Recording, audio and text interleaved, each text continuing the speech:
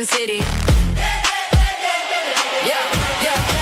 Spin City on the screen, got the room on 10. Breaking news, panel smoke, then he does it again. The bass in the morning, debauchery at night. He steps in loud and he don't back right. Clip it, post it, watch the chat explode. One more take, then he takes the road. He talks that talk with a grin and a stare.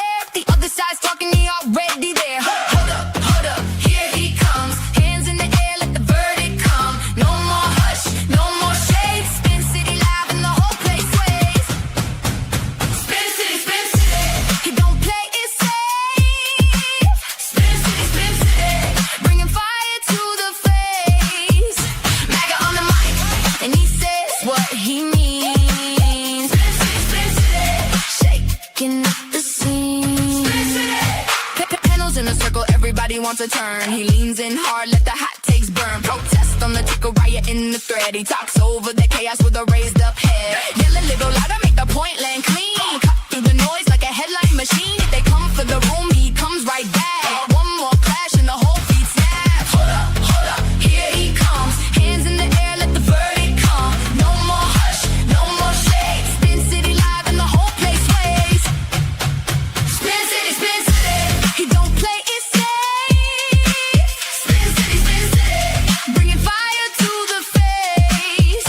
MAGA on the mic, and he says what he means. Spin City, shaking up the scene.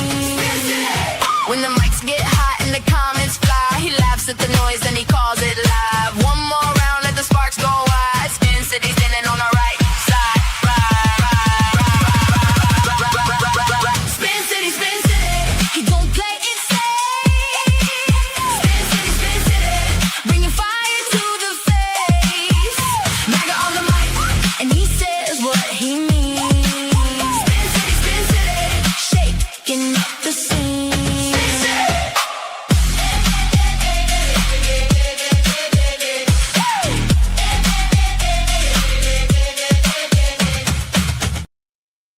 Good evening, good morning, good afternoon, wherever you are. I am Spin City News. We are live over on the Spin City News, the Benjamin Balderson channel, X, Pilled, Rumble, ToastyManBad, and the Kraut Mick channel. Mr. Balderson, how are you today, sir? Can't complain. Well, I could, but who was going to listen? Not That's you. right.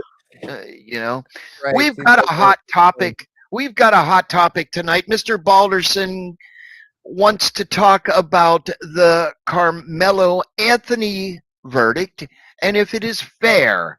We do have a backup topic if this one gets old, which it may get old, it may not. We have some people in the back that want to come up and have a small discussion about it. Let's bring them up. We got the hard talk Toasty. We got the brick. We got the clay. We got Mr. P. Fletch for the win. And of course, the Kraut Mick. Good afternoon. Good evening, gentlemen. How are thee today? I'm still kicking, just not too high. Well, I'm doing that's pretty good. good. I'm Doing doing well. pretty good. Yeah, Mr. Yep, definitely. Mr. Dunham's, what the hell was that doll's name? Bubba J. Bubba J. Bubba J. I was gonna say Mr. peanut for a Balderson. second. Mr. Balderson. Absolutely. Mr. Balderson, it is your topic. It is your night, sir. You can start us out. Well, I would have rather started with the other one, but this one was Spin was more excited about this one. So obviously, and I'm just going to read the ABC News on basic information on this. A teen was found guilty of murder over the fatal stabbing of another teen at a high school track meet last year and sentenced to 35 years in prison. Carmelo Anthony, 19, was indicted on first-degree murder in the fatal stabbing of 17-year-old Austin Metcalf at a track meet in Frisco, Texas in April of 2025. Following the announcement of the jury sentencing decision, Metcalf's parents and his twin brother delivered an emotional victim impact statement addressing Anthony directly. I'm going to skip that. The jury began deliberating midday Tuesday before reaching the guilty murder verdict in 3 hours, according to the court spokesman. The jurors also could have considered manslaughter, which carries a sentence of up to 20 years. The same jury reached a decision on the sentence after several more hours of a deliberation on Tuesday.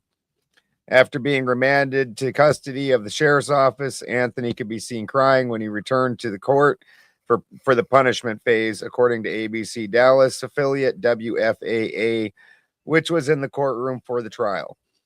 Anthony's mother was the only person to take the stand during the punishment phase, asking the jurors to show him mercy as he is sorry for what he did. WFAA reported the judge said that Anthony waived his right to testify during the punishment phase, according to the station. The murder charge carried a sentence of 5 years to life in prison. The state agreed to allow jurors to consider sudden passion, which, if proven, would have limited the sentence from 2 to 20 years, according to WFAA. The defense argued that Anthony was overwhelmed by strong emotion and acted before having time to calm down. A deadly stabbing occurred at a Frisco Independent School District Stadium on April 2nd, 2025, during a track and field competition involving multiple schools in the district. Police said Metcalf, an 11th grader at Frisco Memorial High School, was stabbed during an altercation under the school's tent in the stadium bleachers. Witnesses said the two got into an argument over Anthony, a then 17-year-old student at Frisco Centennial High School, being under Metcalf's school tent during the rainy track meet. Jurors heard testimony over 4 days at the Collin County Courthouse in McKinney, Texas. Anthony did not take the stand in his own defense. Judge John Roach imposed a gag order in the case, restricting what those involved can say, and barred any electronics from the courtroom during the trial due to the attention the case has garnered. Collin County First Assistant District Attorney Bill something told jurors that the stabbing was not self-defense but was unjustified murder, according to WFAA.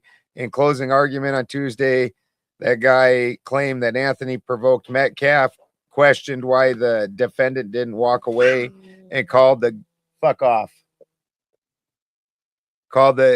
stabbing disproportionate. You don't get to meet a shove with a stab, especially if you provoke the shove. The state's attorney told jurors, according to WFAA. Defense attorney Mike Howard told jurors that Anthony had gone to the memorial tent to get out of the rain when Metcalf confronted him and told him to leave. WFAA reported Howard said Anthony acted in fear and chaos after the Metcalf pushed him and stabbed the other teen in self-defense, according to WFAA. During the closing arguments on Tuesday, Howard said Metcalf had no legal right to use force on Anthony. In response to contentions that Anthony could have just left, the defense attorney said, I'm sure he wishes he did. Multiple students who were at the track meet that day testified that they saw Metcalf push Anthony, who was seated on the bleacher, with some describing it as a two-handed push like a lineman move, while others said it was a one-handed small shove. One witness testified that Anthony was asked to leave the tent about 15 times, according to WFAA. Some recalled Anthony saying, "Touch me and see what happens," during the altercation, which witnesses said lasted about 4 to 6 minutes. Another witness quoted Metcalf as telling Anthony, "I'm not going to fight you," the station reported. Surveillance footage from the track meet played in the court did not show the stabbing, and some of the witnesses were asked to demonstrate the incident, according to WFAA. After the stabbing, witnesses said Anthony jogged away from the tent, and a coach who spoke to him on the track testified that he said, "He put his hands on me. I stabbed him," according to WFAA. A pocket knife used in the stabbing was found on the bleachers. Police said Collin County medical examiner Dr. Elizabeth Ventura testified that Metcalf was stabbed on the left side of his chest and the knife perforated his right ventricle, according to WFAA. Several people spoke during the trial of the efforts to save Metcalf. A football coach who was helping at the track meet testified that he put pressure on the stab wound, and the Memorial Athletic trainer said she did CPR until paramedics arrived. Everyone was praying. That helped him a lot, I'm sure. Metcalf was transported to an area hospital where he was ultimately pronounced dead a year ago when the senseless murder, blah, blah, blah. He thinks the brave kids. That seems to be about the gist of it. And if anybody remembers, also during this time period, they tried to really amp up the whole race war thing going on when they did this, where they did a GoFundMe for this kid. And at the very same time, that lady that called the little kid the N-word at the park, they did a big GoFundMe for that. And there was a ton of racial tension right at that time period. So, and we will, as per usual, start out with the round robin. Mr. Clay, go ahead, sir. I'm sure, yeah. So this, to me, this is a pretty open and shut case, to be honest with you. We could talk about the details, the evidence that was presented. I know this is a very widely spoken about topic anyway, so I'm sure everybody knows about the case.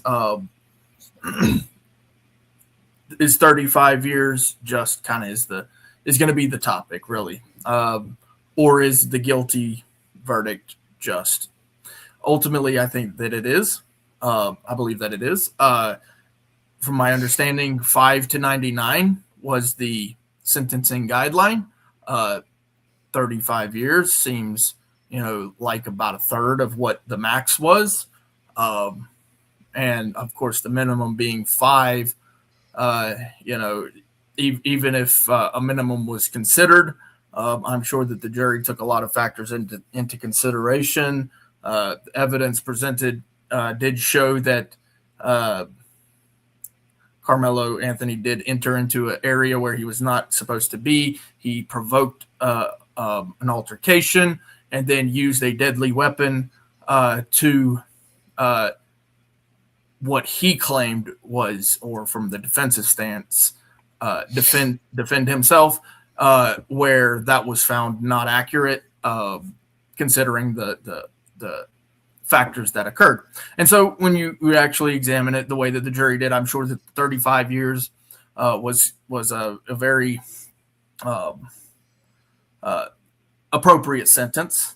He is a young man. He's 17 years old, 18 years old, 19 years old, whatever it is. If he's going to be sentenced to that, most likely he will get his time that he did serve, which probably won't be much if he got out. I didn't look and see whether he had actually bailed out or not. But regardless of that, 50% time is the actual sentence he will serve. It appeared he did get bailed out because when they said that when they were walking him into the sentencing, he was crying, I believe, and he was going to have to obviously turn himself in at that point.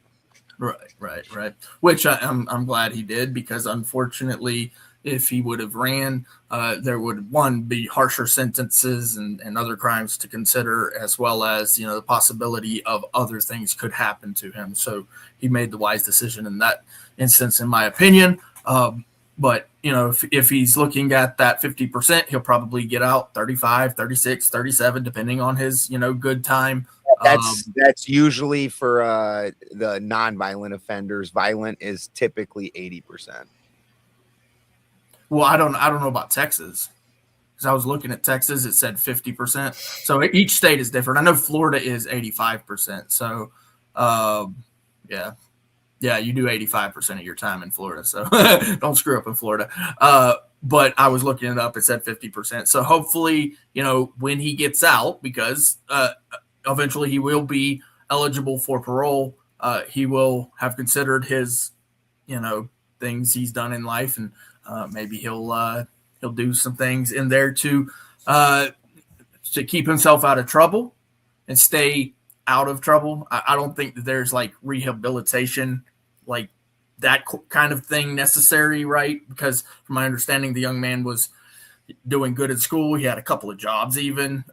He's kind of a model kid, except for, of course, this one thing that happened. He didn't even have a criminal record. So, a lot of things to consider, sure. But ultimately, I believe that 35 years, especially considering the good time and all of that and parole and his life won't be completely gone. But unfortunately, you do the crime, you do the time, and that's the punitive system. It's what it is.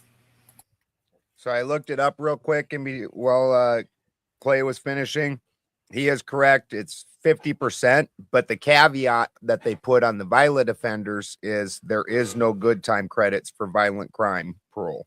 Okay. Well, so it's calendar time, not there's no good time included. So that's interesting. That is interesting. Well, in my whole opinion is he's locked up where he belongs. He did something wrong, and he needs to pay the penalty. I mean, at the end of the day, it's like me. If I went out and I hurt someone and did not have any good cause or whatever, and I, took their life, well, there's no prejudice because you're disabled. There isn't. Kraut Mick, you are next, sir. Go ahead. What's up, man? Yeah. I mean, at the end of the day, he stabbed somebody and with intentions on stabbing somebody. I don't want to hear he feared for his life because, like Balder was going over the case files, it was anywhere from 10 to 15 minutes that they were arguing back and forth. I don't know about anybody here, but I'm not ashamed to admit if I feel threatened for my fucking life, I'm going to use those 10 minutes, and get out of that situation, and I'm fearing for my life. Also, I'm pretty sure he got suspended in the past for bringing a knife to school, so it's not like the first time he brought a knife to a school event or school campus. Another thing is, even if he would have gotten 5 years, I feel like people would still say it's unfair because he's black. And like, listen, if a white 17-year-old stabbed a black kid just because he pushed him or anything like that, and he took his life, I would say lock up the white man. Y'all know me. I say lock up the white illegal immigrants. I'm pretty based in my opinion. 35 years, I think it's considering 5 to 99, they were pretty lenient. Most of the time it's like life without parole for people that outright murder people. But that's all I got. I'll wait for the whole panel to open up to express more. ToastyManBad. Thank you, Kraut. ToastyManBad, your thoughts? I don't really have much of an opinion on it. I kind of agree with Clay. I think it's pretty fair. Alrighty, thank you, sir. Yep, no problem. For the win. Any thoughts, sir? Yeah, you guys went over this pretty good. I just had a couple questions. Did they say where the knife was? Was it on his person or was it in the tent? Or where did that come from? It was in his backpack. Okay. Interesting. At least that's the reports that I read, yes. And this is an after-school track meet, and it's in his backpack. I mean, so does that mean that he brought the knife with him to school that day as well, too? You're muted, Baldy. I assume it was during school because it was a actual like team sport, school sport. So it's probably even during school because it sounded like there was multiple. From the way it read, there was multiple teams around, and apparently his team did not have a shelter, so he went over to another team shelter and went in their shelter, and apparently this is what sparked the entire thing. Oh, well, that in itself there is not a crime. I mean, if you want, go ahead for the win. I'm sorry. To the point of fearing for your life, and there was a shouting match. What they exchanged 10 to 15 times of telling him to get out of the tent and you don't do that, like, just leave, dude. Like, if you're truly afraid for your life and everything, what the heck? Why escalate anything? But yeah, I heard yesterday, like when they were talking about it, like, what if he gets 5 years? You know, and you know, like Carl said, like people won't be happy with anything that comes out of this realistically. But I don't know. I mean, do you guys think 35 is too long, or is that just right, or should it have been more? I mean, where do you guys really think on the sentence? Because he's also appealing this as well too now. So A life for a life, sir. A life Okay. for a life. I mean, Okay. listen, you know, I believe in the death penalty, but for somebody that young, life in prison, I think that's well deserved. That's my opinion. yeah, we'll see what happens on the appeal. But I think as it stands, I can live with it. It's not I'm not going to sleep wrong because of it or anything. But you know, and when the jury came back that quickly, I mean, I'm sure they were coming back with a guilty verdict at that point. That was pretty quick. So I want to clarify something. So I'm looking at this. The 17.5, he has to do that. The 35 is like if he gets to the 17.5, that's when he goes to the parole board. Like he can get out if they approve it, and then he would obviously have to be subject to their parole obligations. But it's saying that the 17.5 is essentially he can earn that good time and go to the parole board. That's what it's saying. So Yeah, that's and 17.5 is no joke. Like that's you gotta stop and think about that's your entire 20s. yeah, he'll be Like, 36, 37 max. That guy's gonna be pushing 40. 40-year-old man. A 40-year-old man. That's You right. know, and have no life experience, like all those things. Which I'm not saying that he yes, Bubba. He'll make a good lawnscaper. I'm not saying Sorry. that he didn't earn what his punishment, but I'm saying, when you look at it and you're like, well, is that too harsh? You got to really bear in mind this guy just lost his entire 20s, most of his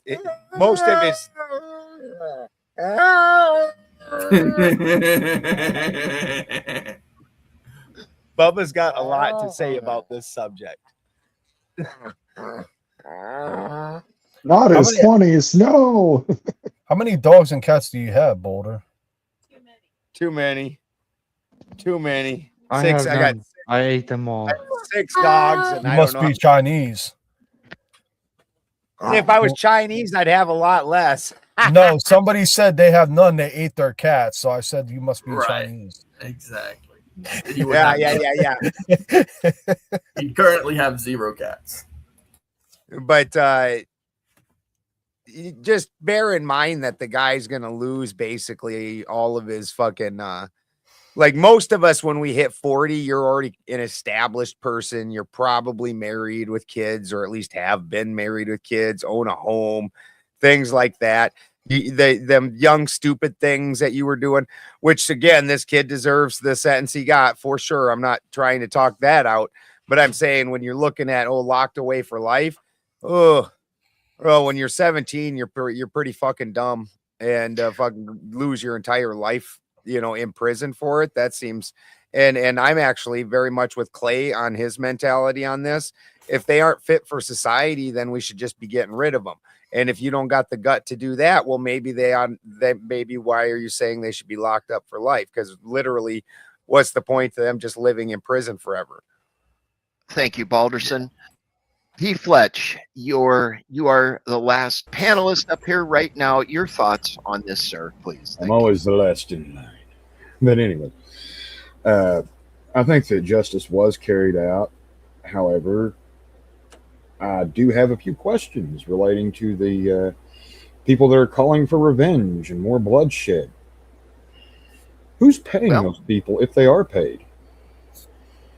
Well, this is an open discussion panel. You can direct your comments or questions to the individual. It is just a reminder to the audience. Crap, I've had a long day. It is $10 to boot somebody and or revive somebody in the back.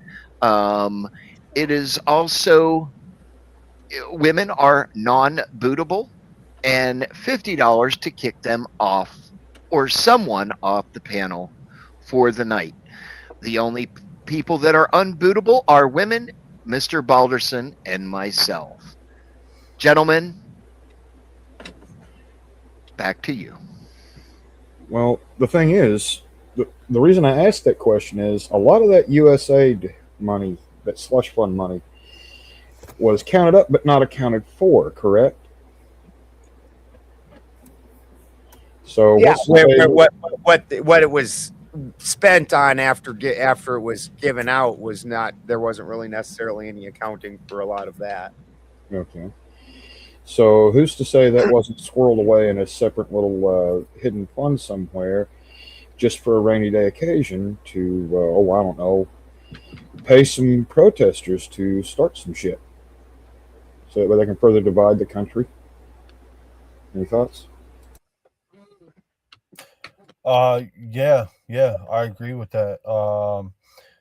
The certain party affiliations and even the actual government are known to be paying out money to cause distress. Hell, back in the fucking 60s and I think the 70s, the government literally tried to pay the mafia to take out what the fuck is his name? Cobla Escobar or whatever the fuck that dude's name is. Pablo Escobar? Yeah, Pablo Escobar. They failed. He's like Cokie Cokerson. Yeah, I forget who, but it's, if you actually look at it, I mean, there's a lot of hush around the subject, but if you really dig deep, you'll find out the government literally did that. They'll do anything to. I'm not saying to kill Pablo is to cause chaos, but they're willing to pay out money for other people to do dirty work. That's where I'm getting at. And that money is not official money. It's got to come from somewhere.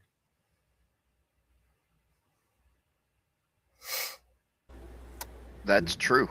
That's true. I mean, where would the money be coming from? The activist groups that are out there, they were protesting and having their, in my opinion, circle jerks yesterday.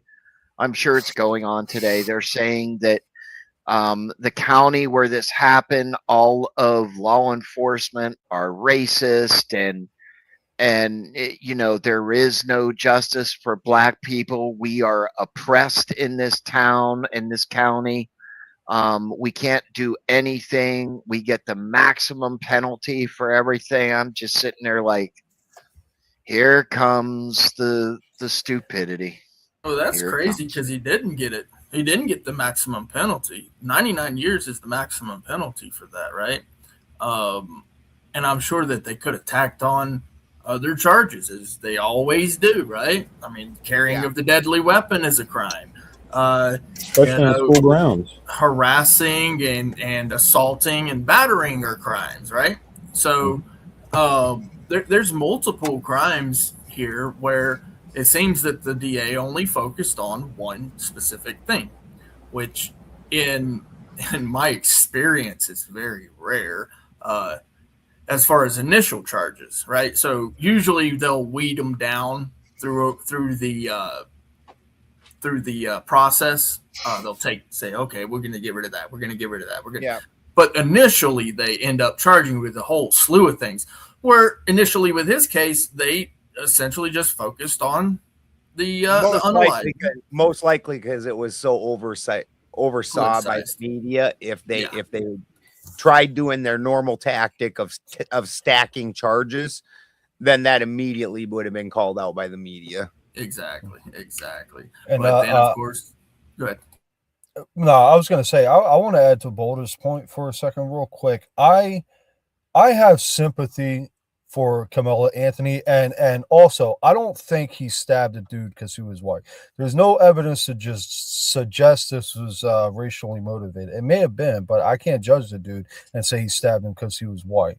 He didn't call him a cracker, to my knowledge, or anything like that. It's not like in the past he had a whole bunch of problems with white people. Otherwise, that probably would have been brought up.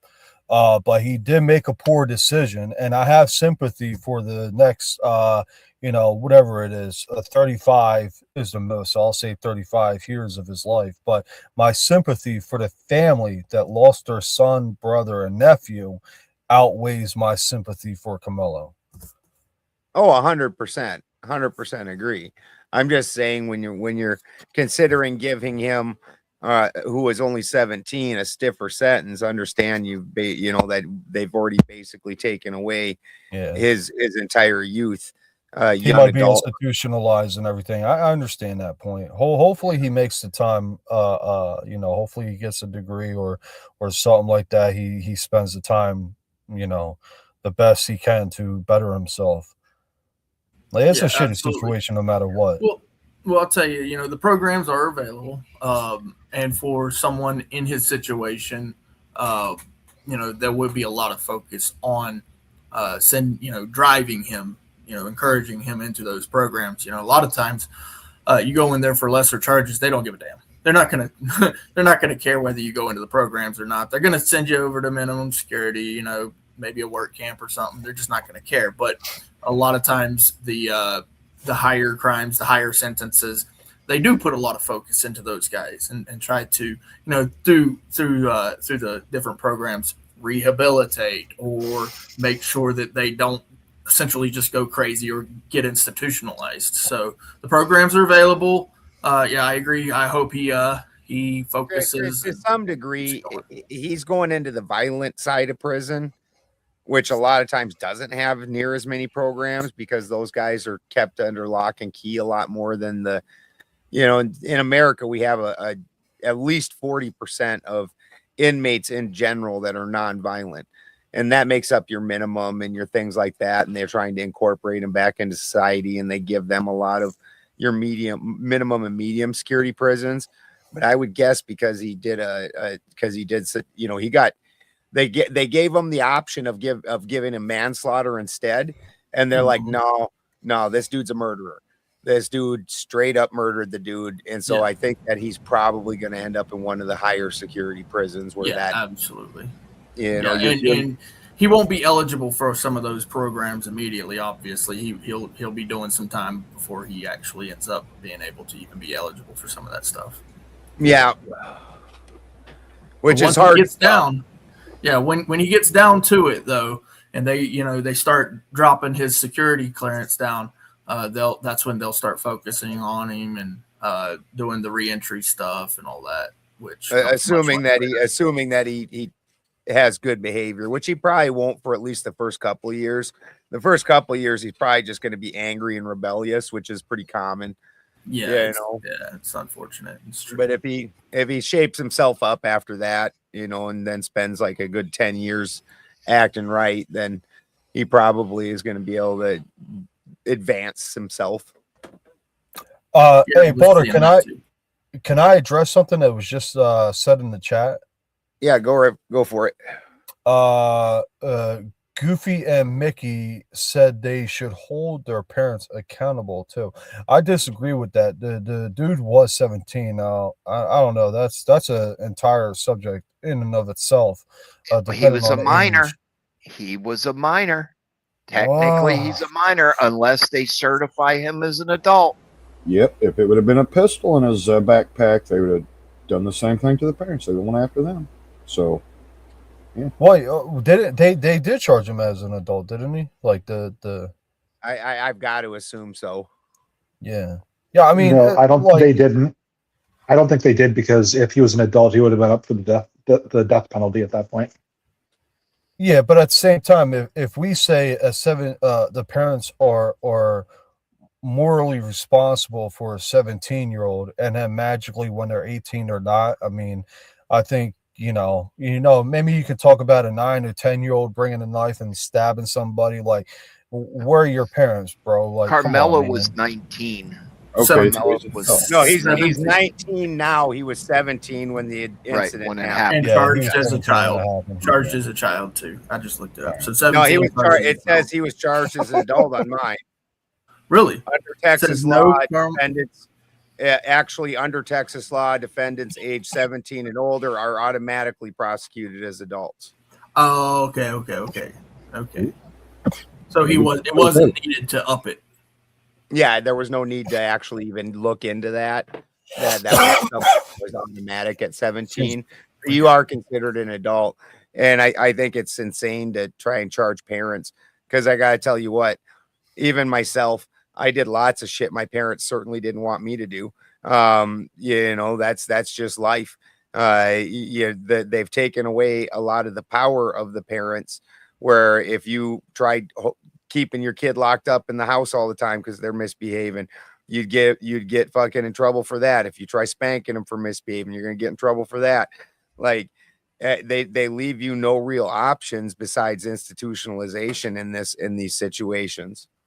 Yeah, and I agree too, because ultimately it wasn't his parents' decision for him to do this thing, to bring this weapon to even go into that tent. He made all those decisions on his own. Now, if his parents would have either told him to do it or encouraged him to do it, then sure, yeah, absolutely. Yeah. But this is not something his parents would have. Or even I don't know if they would have led a life that was, or even if the parents were like, say, part of a cult that was like extraordinarily racist or violent in some way, where they promoted violence toward other people, then I could get it. You've promoted that in your child. But a normal parent with just a kid that acted shitty, no.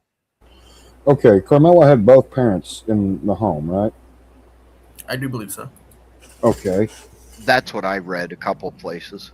All right, so there's definitely a failure there with the parents.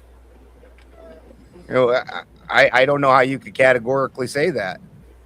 Well, weren't they the ones also advocating for more violence and shit, or was that just one of the protesters?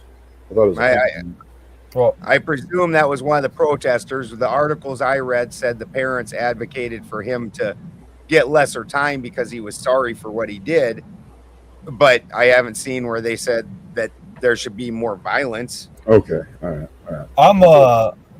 I don't think I really ever done this before, but I'm going to use a personal experience. What do they call it? Anecdotal.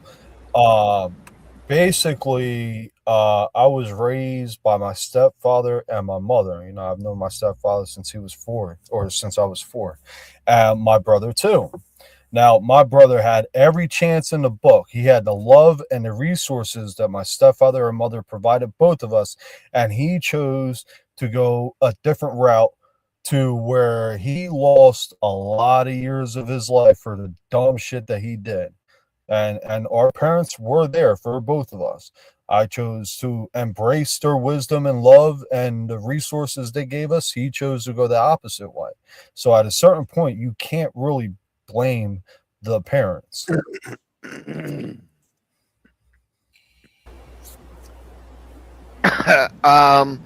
Goofy and Mickey says, did the grandmother say she's glad that he stabbed that boy? I don't know where that came from. I would need a little bit justified. It was a mistake on my part. I thought one of the protesters was one of the family members, and they were just intermixed. Yeah, none of the family members advocated or condoned his actions. Yeah, but people online I'm seeing are just of love. It was self-defense. He shouldn't have put his hands on Carmelo. Yeah, not the family, not that I've seen like you, Clay, but I've seen randoms online trying to justify that shit. All right, just making sure it's not connected to the family. Well, it's a that good would thing give us a better clue. The randos are on the internet saying this shit. They're fucking idiots, man. Yeah. Hey, look, they can say what they want. You can't take rando jackasses fucking as the parents, though. That's you can't mix those two things up. I looked it up, and it says no. The parents have called for peace the entire time and said that they trust the justice system. And yes, they're trying to get him out of the charges, but that's a far cry from trying to drum up more violence. True. You can't win that with those people. Goofy And- is implying or on the internet saying it, the parents or the guardians of Carmelo. Yeah, the family didn't say anything like that, and also to be clear too, the families, both sides, both families have received multiple threats, multiple death threats. The judge has received threats, death threats. So, yeah. I mean, the whole case, because it's very politicized, it's just one of them things.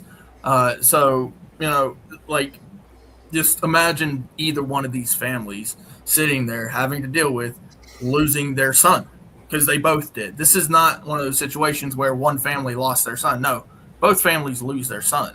Okay. True. And so, mothers, fathers, brothers, sisters, aunts, uncles sitting around talking about this.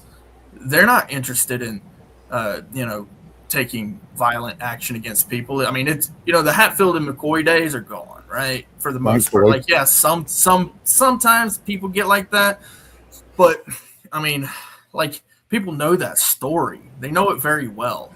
And they know what happens is eventually, you killed my brother, and it just goes back and forth until, everybody in the family's dead. And it's just nobody wins. Well, the other The thing that Hatfield and the McCoys gave up on being the Hatfields and the McCoys. Like, Yeah. no. Exactly. Yeah. it got really messy. I mean, here's the thing. I don't know if, I mean, I wasn't there. I didn't see the trial. I didn't see anything, but I don't believe it was premeditated. I believe, the Carmelo thought that he would not get in trouble because dude pushed him. Well, I mean, it's like, let's go down the self-defense laws. Yes. This is a very good Because what they are saying is it was self-defense. Well, here in the great free state of Florida, the greatest state in the country. much like Bullshit. Texas. I lived there before. It's not the greatest state in the country. I lived in Plant City and Tampa. When you are a law-abiding citizen, sir, it is a great state to live when in. you're a bootlicker. Yes. There's the fun in following the rules in Florida, man. Nobody does. Yeah. Bonafide heads come from Jersey. All the crazy motherfuckers come from Florida, bro. That's Just serious. follow the 11th commandment. Thou shalt not get caught.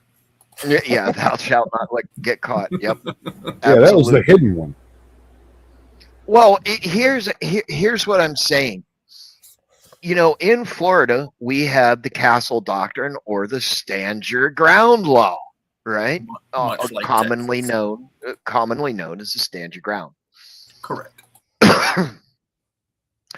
In the state of Florida, your vehicle or your porch, anything that is attached to your home, or a what do they call it?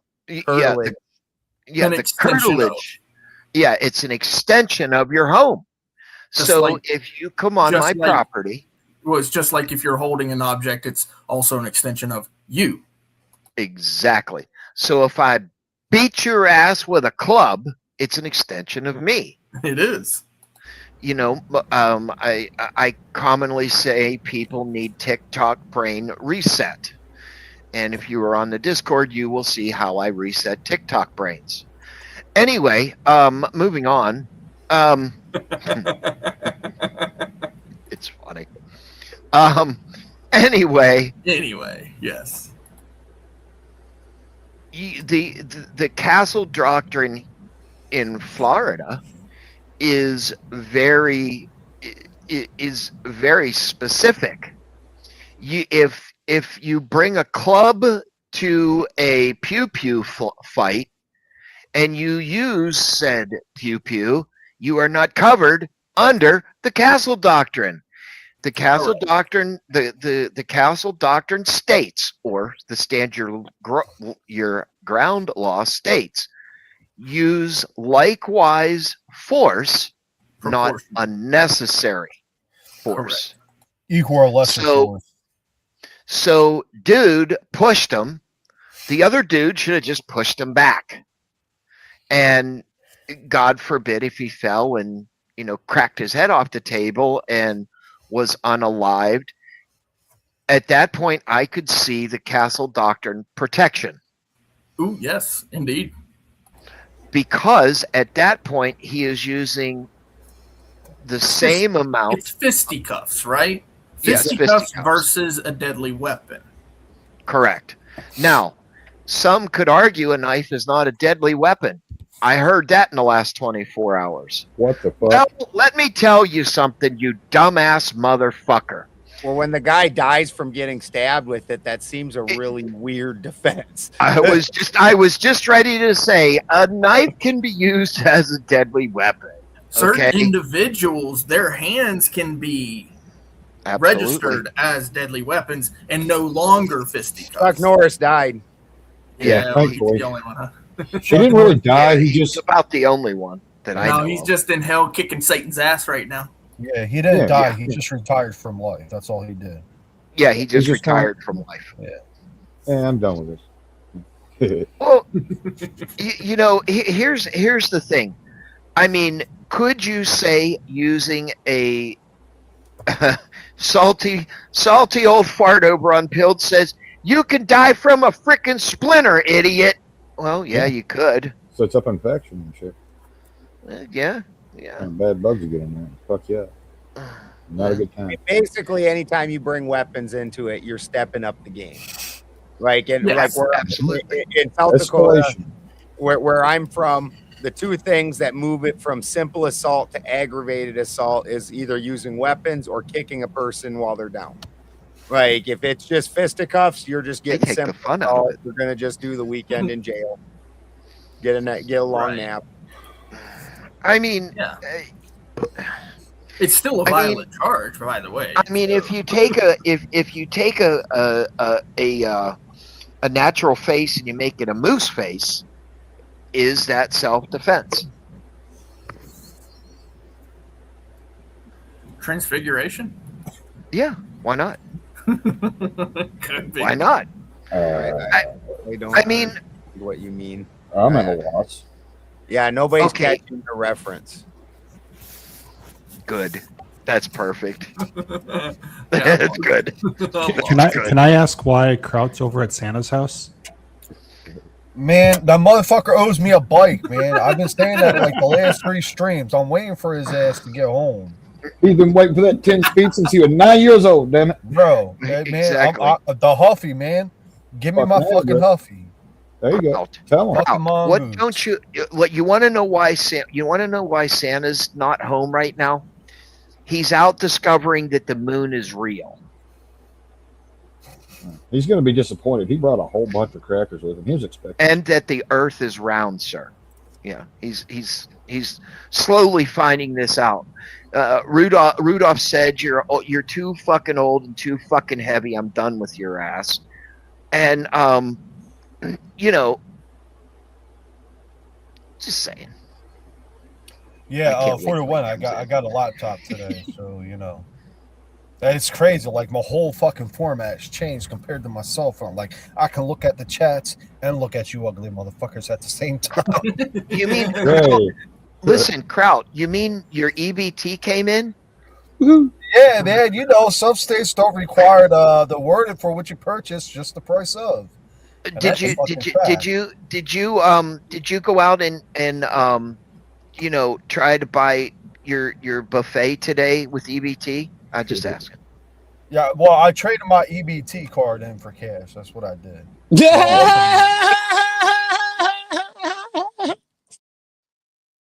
I'm surprised you're cool. Oh, That was shit. good. Bro, That this was good. motherfucker kept that shit. Oh, That was a fucking jump scare, man. Yeah, bro. I saw the cut, but I didn't hear the laugh.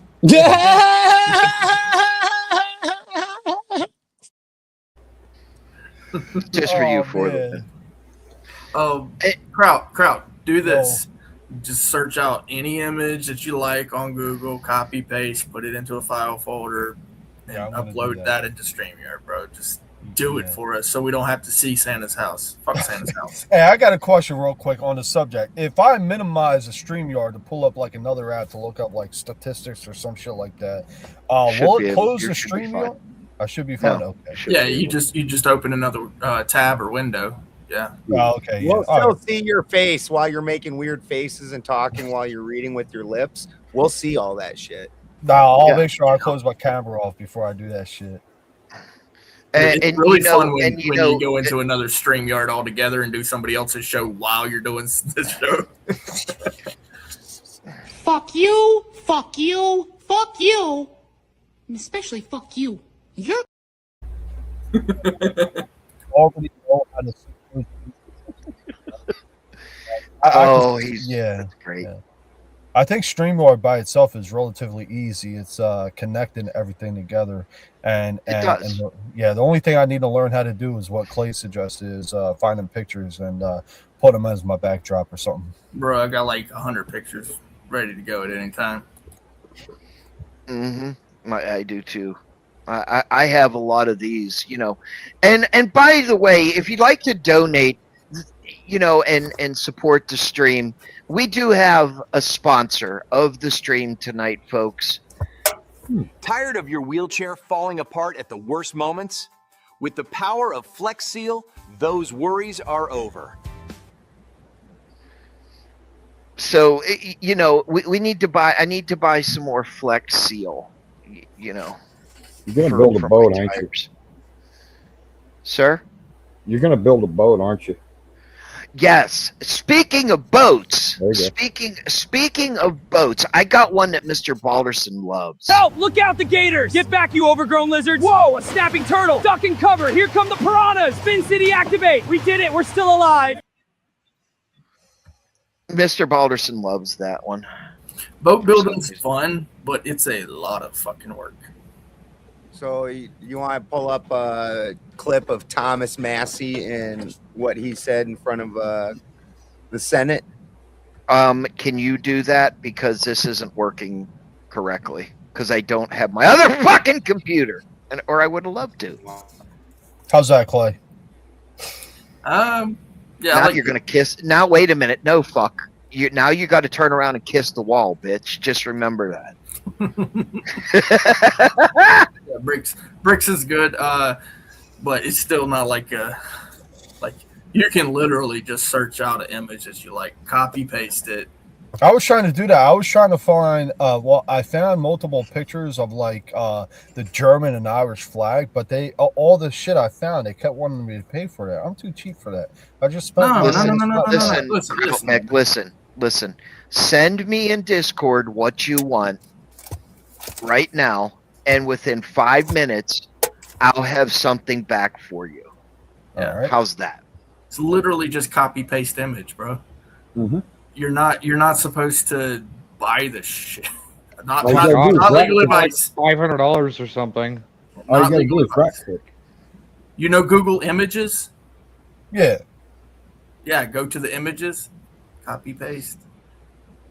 Or maybe one of the biggest honors of my lifetime, stand here on the floor and do something that's 59 years overdue, to recognize the survivors and those who gave their lives on the USS Liberty 59 years ago today, when they were viciously attacked by IDF jets, and also after that by torpedo boats. I'm going to tell you a little bit of their story. And there, by the way, there's at least a dozen of them here today with us. I just met with them in my office, and they related this story to me. You know, it was a clear day. The USS Liberty was one of the most technologically sophisticated ships in the Navy, but it was virtually unarmed, and it was sent to observe the six-day war going on in the Middle East between Israel and its neighbors. It arrived on June 7th, and the weather was clear. The planes came out to meet them, to investigate, and then on the next day, on June 8th, they started the day The visibility was unlimited. The American flag was flying proudly on the USS Liberty. More planes came from Israel to surveil the boat, the ship. And they thought they were in good shape. But what happened next surprised them all. French Mirage jets showed up and for 25 minutes strafed and attacked the USS Liberty. They shot rockets. They shot 30-millimeter cannons into the hull and into the ship. They even dropped napalm on the bridge of the ship. This was an effort to kill everybody on board. There was no intention of taking prisoners. After the 25 grueling minutes of attack on this virtually unarmed ship, and they thought things were over and they could recover, the torpedo boats showed up, 3 torpedo boats. They launched 4 torpedoes. One of them hit the hull of the USS Liberty and killed 25 people instantly. It blew a 40-foot by 40-foot hole in the side of this ship. They were intent on sinking it, but they were also intent on not having a single survivor. According to eyewitness accounts, the Israelis machine gunned the lifeboats that they put down. They machine gunned the firefighters who were on the deck. They were bringing the wounded and the dead to the mess hall to triage them. They had one doctor who was trying to help them all, put a few stitches in. It was harrowing, and it's amazing. If not for that crew, that boat would have sunk that day. But it still wasn't over. Helicopters showed up, combat helicopters. And the USS Liberty, even though their signals were being jammed by the Israelis, got a signal out. And there were ships that tried to respond. The USS Saratoga, the USS America sent planes. Both of them sent planes to help the USS Liberty. And something happened that's never happened before. A ship under attack, the planes were recalled. This has never happened before. And they sat there for 17 hours. 34 dead, 174 wounded out of 294 crew members. That's over 70% casualty rate, unheard of. The Israelis were intent on leaving no survivor. And what about our own military? Why did they not send anybody for 17 hours to help these men? So what really happened? You know, the official reports say that it was a case of mistaken identity. But if you listen to Dean Rusk, former Secretary of State, Richard Helms, CIA Director, Bobby Ray Inman, head of the NSA, Captain Ward Boston, who was the chief counsel of the Court of Inquiry. If you listen to Admiral Moore, who served in Pearl Harbor, Midway, commanded both the Atlantic and Pacific Fleet, and was chairman of the Joint Chiefs of Staff. None of these distinguished men think this was an accident. They think it was intentional murder by the country of Israel, either as a false flag operation or because they simply didn't want anybody observing what they were doing that day. Well, I've got a call to action for everybody here. Honor these individuals. Quit ignoring that they exist.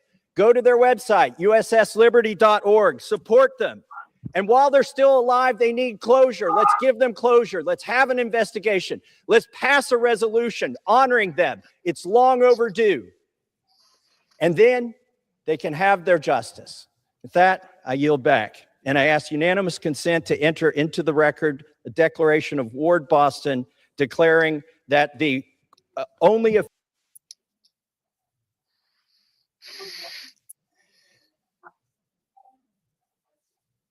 Well, Massey is fucking burning it on the way out. Well, can't really blame him on that one. No. Hurricane None comes in with the big $5. The Mr. President, the moon is calling again. Oy vey. Yeah. Oy vey. Moon? Oh, you guys are on the moon? Yay. Clay, start it off. Yeah, sure. So I happen to know of somebody, or at least he stated that he was there. during that attack on one of the ships that responded. And he described it. It was pretty horrific what he saw and all that. And he's of the same sentiment that this was definitely something that should have never happened. That when these things happened, it seemed as if it was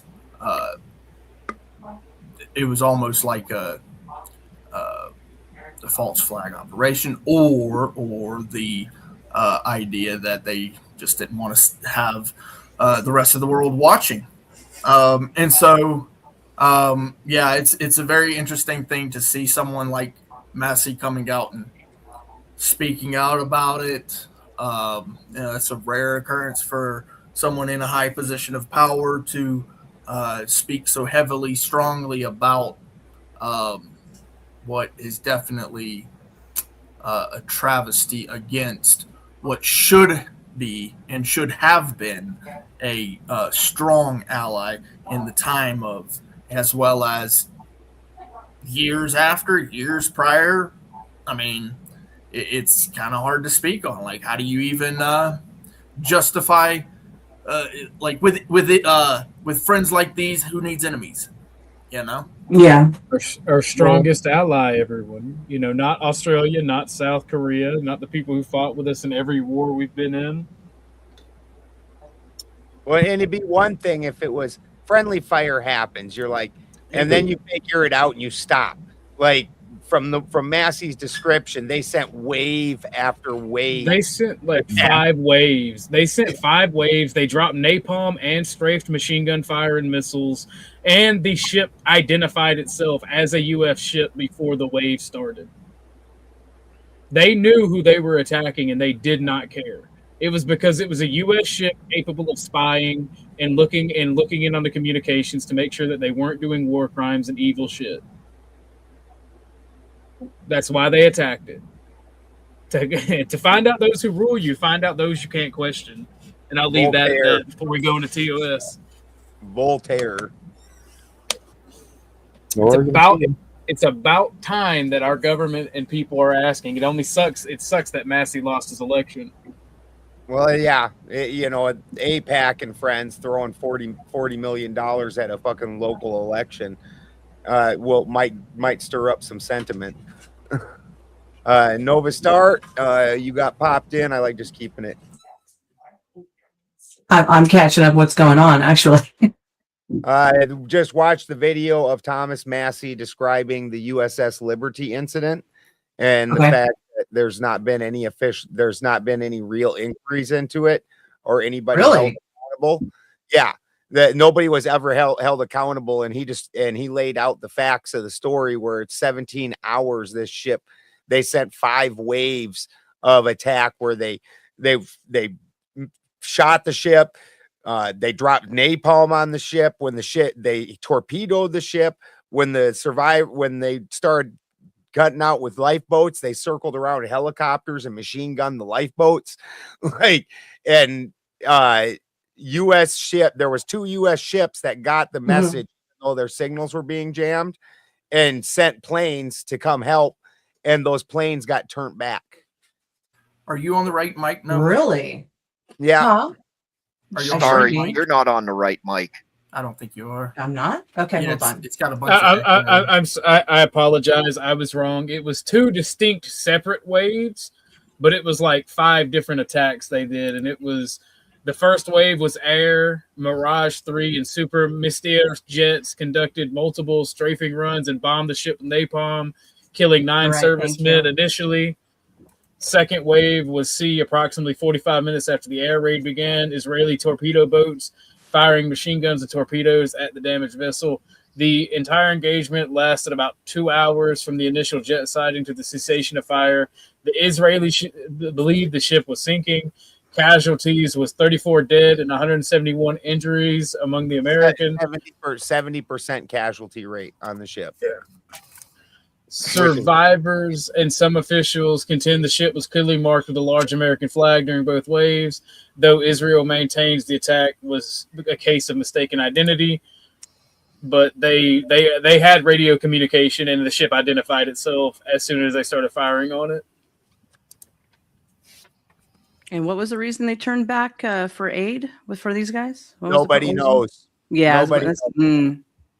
And nobody knows why Israel was never held accountable for these actions, or why these. I mean, people know. We're just not allowed to say it. They're the eternal victims. Yeah, most of us like know. Yeah, you guys can hear me okay, right? Yes. Yeah, Clay doxed me. Like, it's fucking weird ever since I was doing some shit on there. But yeah, I had to turn my internet on and then back on again. I had to turn it off and back on. Fucking bastard. I keep telling him to stop doing that shit, but he doesn't listen. We're doing the round robin, and it was Nova Star's turn. She just hadn't been filled in on what the discussion was going on. Yeah, I was fixing to ask you that the same. I know. We always got to go over it for her. You know, she's always fashionably late to the party. You know what? Kiss my big fat Cubana ass, okay? I'm a little late. Yes, I know. I've got other shit. I've got a lot of personal shit going on. Okay, a lot. So Yeah. overwhelming. My opinion is that's a bunch of bullshit. We should be protecting our guys and everything else. And I would like to know more about why it's been getting kind of swept under the rug. And I'd like to know some more details about it before I keep commenting, because I don't want to be a dumb blonde. So there we go. Well, you have about as many details as the rest of us have. This has been, basically unofficially just discredited and not talked about for all these years. That's why Massey's coming out right now going, why is it we can't talk about this and didn't take care of this? So this happened over the last. Yeah, Thomas Massey came in front of the House, in the Senate, and officially, after meeting with survivors of this, came out with all the actual details and said, why have we not done anything about this? Wow. And who was president at that time? Was it Obama or 67? No, this was like 50 or 60 years ago. Yeah, 67. Oh God. So, 1967. Okay. All right. Well, there you go. Yeah, sounds like an inside job to me, kind of. You know what I mean? So. Well, and obviously Massey, the AIPAC and friends just basically outed him as took his position. So some of the things that the government, because this isn't the only thing that can be aired out with this, because the Israelis were spying on us and stealing our nuclear secrets. They've done a lot of things. They sold technology to China. So, yes. So they've done a lot of would not be doing. Could you guys hear that guy? I couldn't hear him. No. Yeah, he kind of cut out a little bit. You cut out. So can you repeat what you were saying just then? Me? Yes, sir. Oh, weird. That some other things are going to come out, like Israel was stealing our nuclear secrets, selling off our other information, doing some other things that have also been swept under the rug throughout the years, as we're an Israel first country at this point. Well, they haven't exactly been America first in their transactions, and this is what we're starting to find, and this is what needs aired out. And Thomas Massey has started the process of doing so. Good, just kind of touch on that. Like, if they're there to observe on that particular conflict, that's a technologically advanced ship with a bunch of ways to observe all sorts of different things that are going on. Maybe they saw something they weren't supposed to see. Like officially, currently still officially, the Israel's never actually, they said they have a nuclear program, but unofficially nobody can confirm it. And so that whole game's been being played for years and years and years with Israel. And weren't we the ones that gave them the bomb? Once again, there's no official recording of them becoming nuclear capable. Yeah, I thought I heard like they stole one of our nukes off a ship. I don't know if this was this incident or another incident, but I thought that's what I heard on how Israel obtained a nuke. It wasn't. I don't believe it was an actual nuke that was stolen. It was how to make them. Our technology. They stole the technology and through spying. You're still doing the round robin, right? Yes, and it is for the win.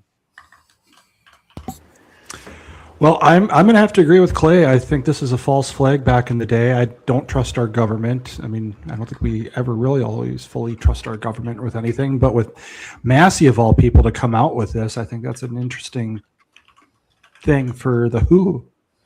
Just given that election that he just lost and everything, and that it almost kind of gives like this free reign. Like, I'm curious going forward, what more is Massey going to say? I think he almost kind of has like, all autonomy to be able to tell us the truth of actually what has happened. And it's going to, I've always thought that there's going to be a decoupling with Israel and such like that. I've never thought that we're just like the straight up America and Israel first country type of thing. But hearing Massey and the numbers, dare I say, Balderson, 59 years later, 59 is the 17th prime number. They were out there for 17 hours, and 17 times 2 is 34, which were how many people died that day. So all that tells me is, like, let's just watch Massey, because I think we're going to hear more and more and more. That's what it tells me personally. So thank you for the win. And Kraut Mick.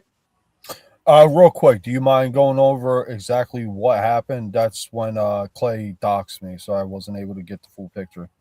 Clay is like that. It does happen. So there's an incident where Israel attacked an American ship called the USS Liberty. There was radio contact. They were told it's an American ship.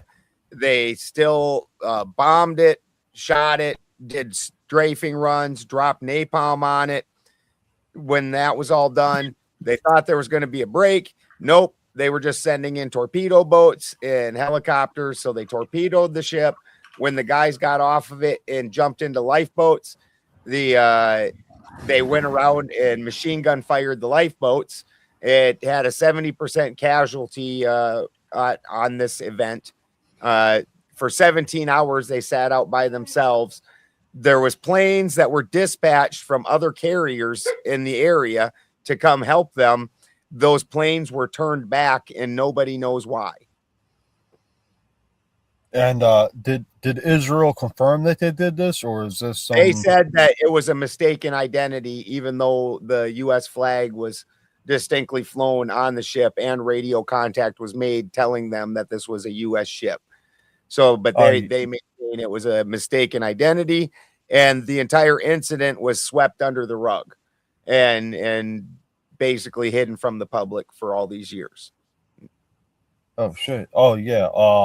Yeah. Fucking that's dirty. Like, yeah, Israel definitely attacked. This was 50 years ago. And in fact, 59.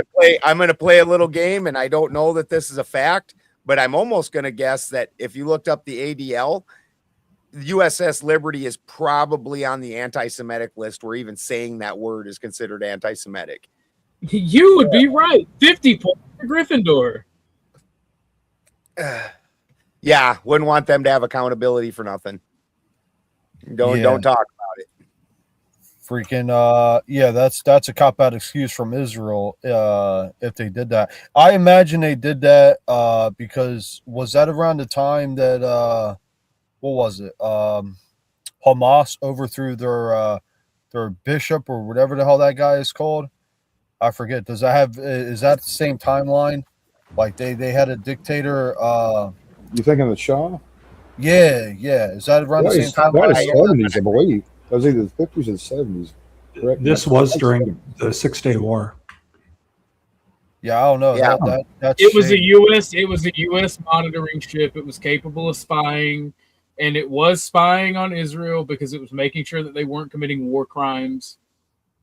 Oh yeah, I have no problem with our country spying on other countries to make sure we're safe. Well, no, that's the reason that Israel gives. Like, if you talk to an Israeli, they'll say, "Oh God, yeah, we bombed it. We sure as fuck bombed it. It was spying on us." Bro, why you sound like you from Jersey with that fucking with that Because I am from Jersey, the Middle East of Jersey. Yeah, me too, man. South Jersey all the way, man. That would have been 12 years later. The Iran Revolution, that would have been 12 years later. Other than I was I thinking have nothing to 70s. say other than the fact that I know he was right about the 6 Days War, though. And again, it very well, nobody knows exactly when Israel supposedly started acquiring all their materials for nuclear capabilities. So it very well could have had something to do with that too. They got their knowledge through the French and stole the materials from us to make it. The French helped them make their bombs. It was in fact the whole reason the French have nuclear weapons is because it was the Israeli scientists that helped them make it. Fucking French. Yeah. I mean, they gave us the Statue of Liberty, so we can't hate them completely. They're a bunch of Should stuck have a conversation. The French are Rocky about that. the French are a substantial portion of the reason we won the Revolutionary War. True. That's very true. Very true. And I got like 2% of French in me, so I can talk shit about them all day long. Yeah, if they did not pay for it and send their young nobles over to be officers and all that, and a bunch of fighting men, we would not have done. And then also use their navy to buffer the British Navy from coming over and just whomping on us everywhere. We definitely wouldn't have won. Yeah. I remember years ago I watched The Patriot, and then what I do every time I watch a movie based on a true story, I always look up online and cross-reference what actually happened and what did it. And yeah, like you said, Boulder, the French are a big fucking reason of why we won. Yeah. Well, really, it was funny enough. We use proxy wars consistently around the world. And we were a French proxy war, to be honest. It's not like they did it out of the greatness of their heart for love of the colonists. Great minds think alike. I was about to say the same thing. Yeah, they had been wanting to poke Britain in the eye for a number of years and had been unsuccessful in doing so. So then they used us as a proxy to poke Britain in the eye, and it basically ran the royal treasury broke. And then on top of that, the young nobles that were over here for the revolution went back to France and said, "We don't need no king." And fucking this is what led to the French Revolution. Fucking yeah, I'm in no denying that like the French helped us out for their own gains. I'm okay with that. Just like I'm aware America helps other countries out for their benefit, but mainly because we gain from it too. What's the expression like our reasons are different, but our causes are aligned or some shit like that? Like, well, there's a large difference between sending an envoy that was, I believe, was it Adams that went over to France to try and ask for the help and arrange this, Yes. and what the United States does, which is pay and implant dissidents and pay mercenaries to go in as dissidents and recruit other dissidents and train them, and then we supply them with weapons and whatnot. This is a whole different thing.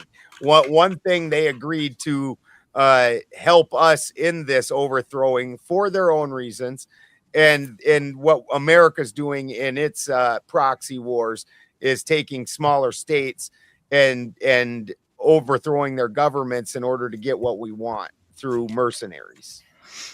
Mm-hmm. That's why guys like BlackRock exist. Business as usual. Yep. And the fun part, living in Northern California and up in the upper Midwest or upper Northwest, is that those guys, when they're not off destroying third world countries, they come back here and raid all the pot fields and stuff. So when all the stories about how crazy militarized it was, that's because it was literally those fucking mercenaries dropping out of helicopters and shit and just going crazy on fucking on hippie ass pot growers. Well, one question I've got is, wasn't LBJ president during the USS Liberty incident? I think he was president during, you're mistaking it with the Gulf of Tonkin incident, I believe. Yeah. Well, I know he was president then. Yeah, that the Gulf of Tonkin was the false. See, when you say false flag, there's so the USS Liberty would not be a false flag because they swept that under the rug, and it actually happened. That the ship was actually bombed to shit. Now the Gulf of Tonkin is a false flag where we pretended like a torpedo got shot at our ship, but a torpedo never got shot at our ship. So now the story is there was a blip on our radar, and this is what started the fucking us in the Vietnam War, because Admiral, and you'll never forget it, Admiral Morrison, Jim Morrison's father. That'll drag you into a whole nother fucking thing called the Laurel Canyon MK Ultra fucking experiments. Oh, yeah. yes. Yeah. Yeah. That's one of the big reasons. So Jim Morrison, who was one of the Laurel Canyon boys, his dad started the Vietnam War based off of a false flag. 100%. Morrison doors? Yes. Oh, shit. No wonder he fucking got so Yes, popular. the Lizard King himself. Mm. Yeah. MK Ultra is one of the big reasons why I don't trust my fucking government. Yeah. Oh, absolutely. Absolutely. But yeah, okay, Truth Serum, the Laurel Canyon, all the biggest bands from the hippie movement and whatnot all came out of that, and shockingly, they're all the kids of military and all things like that. You start finding out things like the Grateful Dead's manager was handing out government LSD. The whole LSD movement was straight up the government doing that to us, because LSD was designed to do what? Make MK Ultra more effective. Yeah. It was literally an MK Ultra drug, so they flooded the movement with it. Yeah, they were experimenting on the crowd. So did you guys hear what America was doing with Africans? I think in the 60s or 70s, they tested like I think 100 Africans. Well, they tested a lot. Talking about the Tuskegee experiments? Yeah, where they wanted to see how Africans went through life with AIDS, and they didn't. No, it was syphilis. It wasn't AIDS. It was either syphilis or chlamydia. It was syphilis. It was syphilis. Yeah. Yeah, like that. That's some shady fucking shit right there. Dude, fuck out of here with that. they were giving them the cure for it and never gave it to them just to see how it panned out. Like, maybe we just give you the placebo. Maybe you just have syphilis forever and you pass it around to all your friends. I think somebody was reading too much about Unit 731. So a couple of things I want to cover real quick about this incident. So LBJ, yes. Apparently when he was notified, it says that he thought that it might be the Soviet Union, which actually he was a little bit scared, because then he was going to be in nuclear confrontation. So that's an interesting little fun fact. But also, I was looking this up too. It says that Israel apologized immediately after the incident, and that they paid out a whole $13 million, guys. Wow. A whole $13 million, $3.32 million to the 34 killed, the families, $3.57 million to the 171 crew members who were wounded, and $6 million to the U.S. government for the material damage. So the material damage, think of this for just a second, okay? The ship, right? Obviously you got to pay for the ship. $6 million. But the families were paid less than that. I mean, like the 34 men killed, $3.32 million. And then the ones who were injured, 171, by the way, $3.57 million. Right? I mean, obviously, money isn't even going to compensate, really, because, when you're doing physical damage to people and then, actually unaliving people, that's some pretty serious shit. But it is kind of interesting, I thought, because I was looking at it, going, wow, $6 million for the ship, but you can't even pay out half of that for this, this particular thing, which is that people were killed. 34 people killed. You paid half of what you paid for the ship. It's crazy. That's a great apology, That is true. That is true. I mean, look, the government is as crazy. we send them billions. Right? We send, Very so true. They Very pay true. out a few million, just very few, by the way, to 34 families of the unalived, and then turn around and we have to send them billions and billions and billions. Stereotypes exist. It's crazy. Yeah, but is it a stereo? Is it really a stereotype, or is it just deflection? I didn't say which stereotype. I just said stereotypes. Yeah. Okay, I'll renew the question.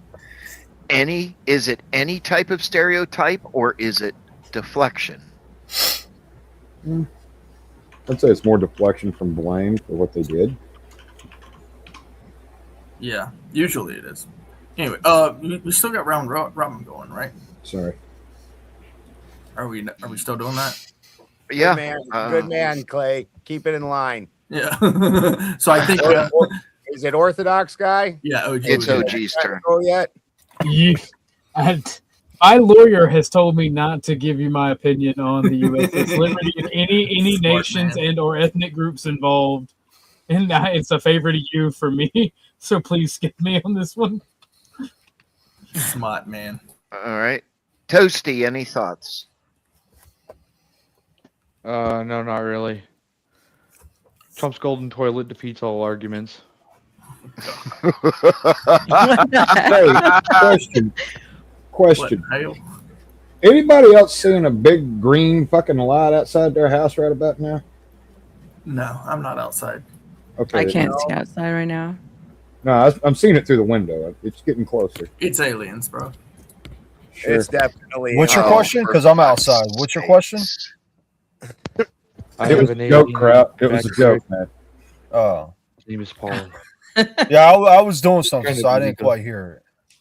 Maybe we should talk about the blind pill. Oh my God! Well, I tell you what.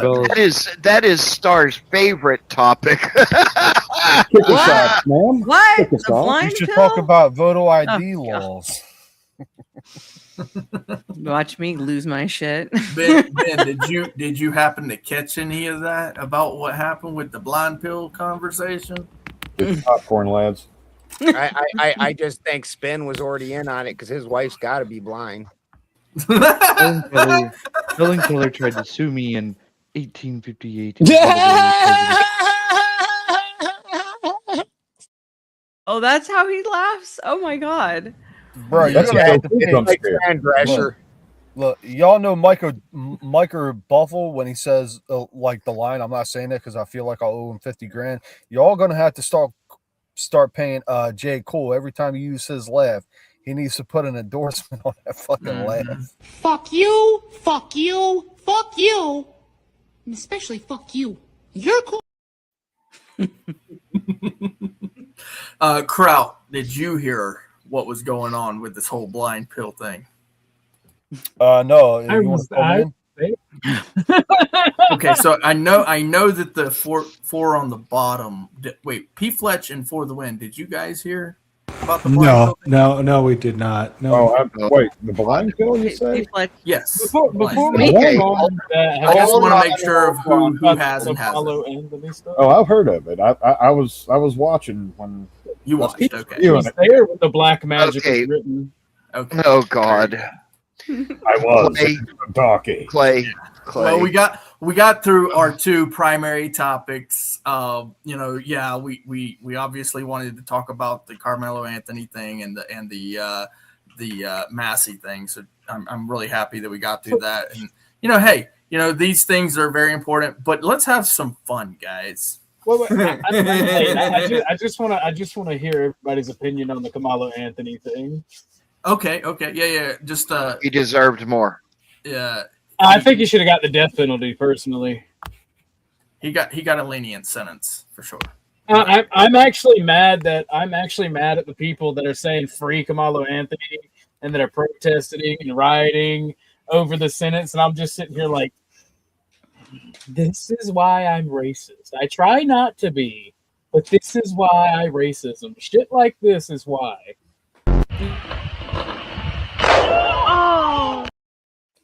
I love black women. Blown premeditated, so it's Yeah, premeditated. I want to hear you start as well. Oh, yeah, because I know that OG and you weren't here for the original point when we first brought it up. So for the Carmelo thing. Yeah, I used to cover that when it first happened. Yeah, so you think it was a appropriate sentence, light? It was light. What happened to Very Texas light, right? being like, sentencing to, the death penalty. Can I say that word? Is that a TOS issue? Well, Texas I don't and know. conservatives So have please, I always been apologize. nothing but bluster. I think it was 5 to 99, wasn't it? Was the death penalty on the table? No, it wasn't. No. Because he was a minor He was a minor that committed the minors. crime, and minors cannot receive the death penalty, even if they're tried as adults. Clay, you're in charge until I come back, or Balderson. Oh, he's going to get turned out in jail. I said it earlier. His fucking asshole Sorry, is going to be Clay. 3 times of what it's going to be, and what it is, by the time he gets out. That place is in a nice see, place. I don't like that shit. I wouldn't do that shit when he got convicted, because I think that's garbage to glorify that shit, even if it's justified. Mm-hmm. But like, I think he should have just got the death penalty. I think they should have given the death penalty, and I think that same thing for Dylan Roof and all the other minors who did horrible shit. And I'm strongly in favor of the death penalty, and it just goes to show you that certain people, like, this is why when Kraut Mick called me racist the other day, I'm like, yeah, I don't give a fuck. There's people openly saying kill white people and hurt white people and are mad at Kamala Anthony victory. I don't give a fuck. If it makes me racist to want justice and actually see shit for what it is, so be it. Hold on before you go. I know you want to go. Just to consider as well, you guys. So we were talking about this. That 35-year sentence is actually 17.5 before he sees a parole board, which at that point he would be eligible for parole. Of course, he would still be required to go in front of the board, and they would have to decide and all that, and then he would be under parole restrictions as well. So 17.5 is the actual time that he is guaranteed. Had he been white, he'd be given 2 life sentences. I agree. And his parents would be behind bars too. Oh, gee, can I ask you a question? All that fraud, yes. Now, you say you're a racist, right? I don't want to put words in your mouth. I just want to make sure that's what you're saying, right? Yeah, I am. I understand race and the differences in race and genetics, and by all definitions, that make me a racist. Yeah, well, yeah. We went down that road the other day. I just want to ask 2 questions. Are you actually racist, or you just don't like other people that isn't your skin complexion? And I believe there is a difference. So it's actually very complex. I understand genetics, and genetics are more than just skin deep, and they actually answer a lot of the questions and differences between us. But people are too afraid in the modern world to actually have that conversation and understanding. And culture is downstream from race because everything stems from our genetics. So people don't respect that differences and thus can't respect one another. They can't come to each other on the actual common ground of human beings and understanding those complex differences. And it's mainly, I don't hate people for being a different skin color. I just don't like people in general because I see the things that make humans human. I'm more of a misanthrope. Like, I hate most white people, if you want to know the truth about it, especially for being cowards and not wanting to have this conversation and being cucks. But I digress. I hate injustice. I hate stupidity. And I see that certain things have a higher distribution based on genetics in different groups. But I see that people are too cowardly to have these conversations openly and honestly. And people use race as a just shut down. It's like when you talk to women about emotions and feelings, they call men emotional to shut them down. People use race to shut you down.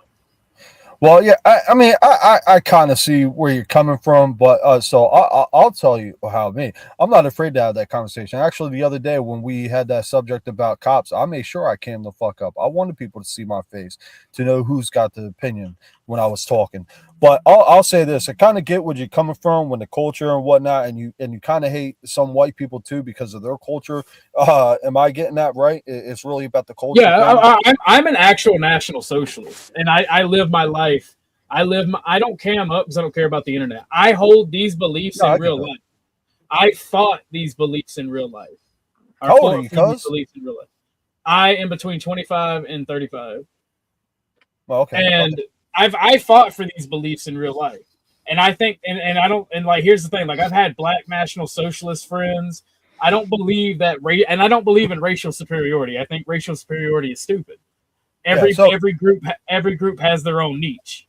Right. So right there, I wouldn't even call you a racist. I mean, you're pretty upfront with your beliefs, and the fact that you said that proves you're not a racist. The pure definition of a racist is thinking you're superior than other races. Well, most people don't realize that. Most people don't. Yeah, I try to educate myself. The few times I've been on this panel where, like, example, Clay a couple times proved me wrong. Like when I said some shit like Don Lemon infringed on the First Amendment, he said no, only the government can infringe. I was like, oh yeah, Clay, you're right. I admit when I'm wrong. But yeah, I hate some cultures just as much as you. That's one of the reasons why I don't like illegal immigrants. It's not about the skin color to me. It's about their fucking culture. And I believe the government is institutionalizing all those fucking illegal immigrants to create fucking sleeper cells. As well, your government hates theories, huh? Your government hates you. Your government is a multicultural hellhole that has decided to hate you, and it is the worst aspect of right-wing and left-wing individuals that have decided to work together to fuck you over. Oh yeah, and I want to ask you one more question. Should you blame a culture? Now, I don't want to say race, but to make it simple, I am talking about Black people, but it's a culture. Would you blame a culture for the government's brainwashing and propaganda and everything they did to make the Black culture dependent on the government? Do you know what I mean by that? I'm not saying it's Black people, but to be clear, I'm not saying this is Black people, but to be clear, I'm talking about Black people. To be completely honest, my take on that is two or threefold, right? First and foremost, when I talk about distributions, you have a lot more stupid and low IQ, low impulse control in the Black community by genetics. That's just a straight fact. You have this by genetics, and you have a higher distribution in Black folks. The lowest distribution in that is Asians, right? White people and Hispanic folks are more like media ground. You do have a lot of low impulse control and low IQ, and that factors into certain things like propaganda being effective on you. Make no mistake, everything that the government did to the Black people was a test to see if it would work, and now they're doing it to everybody because the government hates you. They want to destroy the family unit because they already destroyed the family unit. Well, this is why I laugh when I say I'm a national socialist, and people go, "Oh, socialism! Oh, he's a leftist." You stupid motherfuckers. Everybody, right wing, left wing in our government hates you. Capitalists, socialists, communists, they are literally working together to make you fucking slaves. Stand the fuck up against them all. Stop being a fucking tribalist retard unless you're going to tribe up with your people. Sorry, I had to address chat because somebody was being retarded. Yeah. But to finish answering your question, so you have those distributions, and it's kind of like a 50-50 split, right? Now that the rest of us know that our government wants to kill us and wants us to be enslaved and dependent on them, Black folks are like, no, shit, gives me that free shit. But also I'm a bitch and complain and whine about it and hate everybody and do crime because fuck you, white boy. And that's just the way I see them reacting to it. Oh. Like everybody has been oppressed, everybody has been slaves, everybody has been given a shit hand in life. Every racial group has gone through their problems. Black, yeah, I agree with that. It's like the other day I was talking to Joe Cole. Oh, by the way, I want to say this is a much more productive conversation between us than the last time we talked. So we both got to appreciate that shit. I think we understand where we come from now. But I was telling Joe Cool the other day that God damn, I lost my train of thought. Go ahead, man. Go ahead, keep talking, man.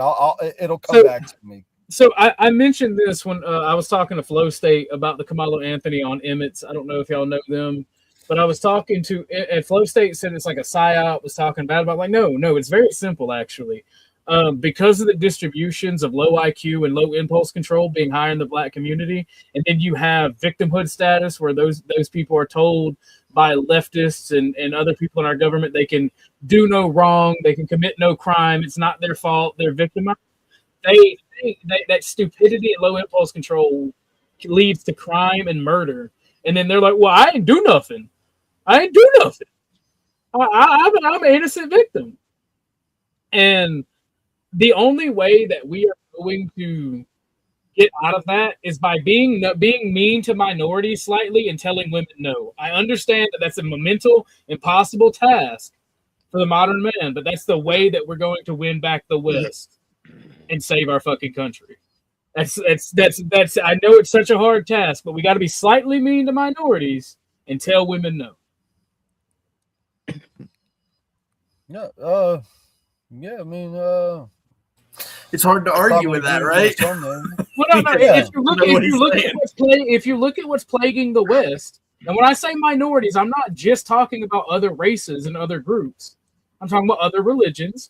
They come into our country bringing their racial blood feuds, bringing their religious wars, bringing their tribalism, and then they use our welfare state, which, I'm sorry, the welfare system should exist, but it should be extremely hard to get into. You should have to be a worker to do it. You should have to be a net contributor to do it, or your parents, somebody should have had to have done it for you. Or actually really, really, really, really need it. Well, you and I have talked about this. You know my in-depth beliefs. You can cover for me if they call me a communist. Because I hate communists. I hate communists more than any of you guys do. My National Socialists, we were fighting communists before it was cool.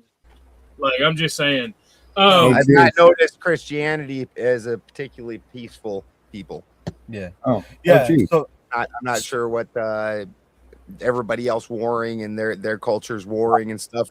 Have you noticed the history of Christianity? Have you looked at it at all? Balderson, I'm not going to do this with you out of respect because I'm on your home turf. We can find neutral territory to do this. I'm going to keep going. Anyway, the simple fact of the matter is they bring no, because I can actually crush the pay gang debate, but out of respect for Balderson on his home turf, you have zero chance. But I will take the. I will take. I won't debate you. I won't debate you, but I will have blood sports about it. Okay, I'll put it to you this way. If you want to do that, I will host a 1v1 with you and Balderson, OG. I think Beth should do it. I got a question for OG. Or I can host, because I got my new laptop. But OG, I got one more question before. Let me finish my thought before Balderson. Let him finish his thought. The thing is, so they bring this shit to our. By the way, Balderson, when I say our, I mean white people, whether they're heathen or not. I just want to point that out. They bring that shit. They bring all of their problems to us, and then expect us to pay for them and subsidize them, and we're not allowed to say a goddamn thing back, or they can stab us, behead us, or do all this shit to us. Because look at what's happening in the UK. You're talking about? Are you talking about the recent incident in Ireland? Is that what you're? Well, it's not just that one; it's all of them. Look at the young white man that was stabbed by a Sikh. Actually, you're not allowed to have a knife, but Sikhs can carry them for religious purposes. Actually, Flo, I think Flo would be the perfect in-between guy between Balderson and OG for a few various reasons. One, he's not religious. Number two is he is very capable of doing. No, I can't. No, because then me and Flo would wind up debating. You haven't. I've made Flo rage to the point he went to smite me, and God made him smite his own wife off panel. I'm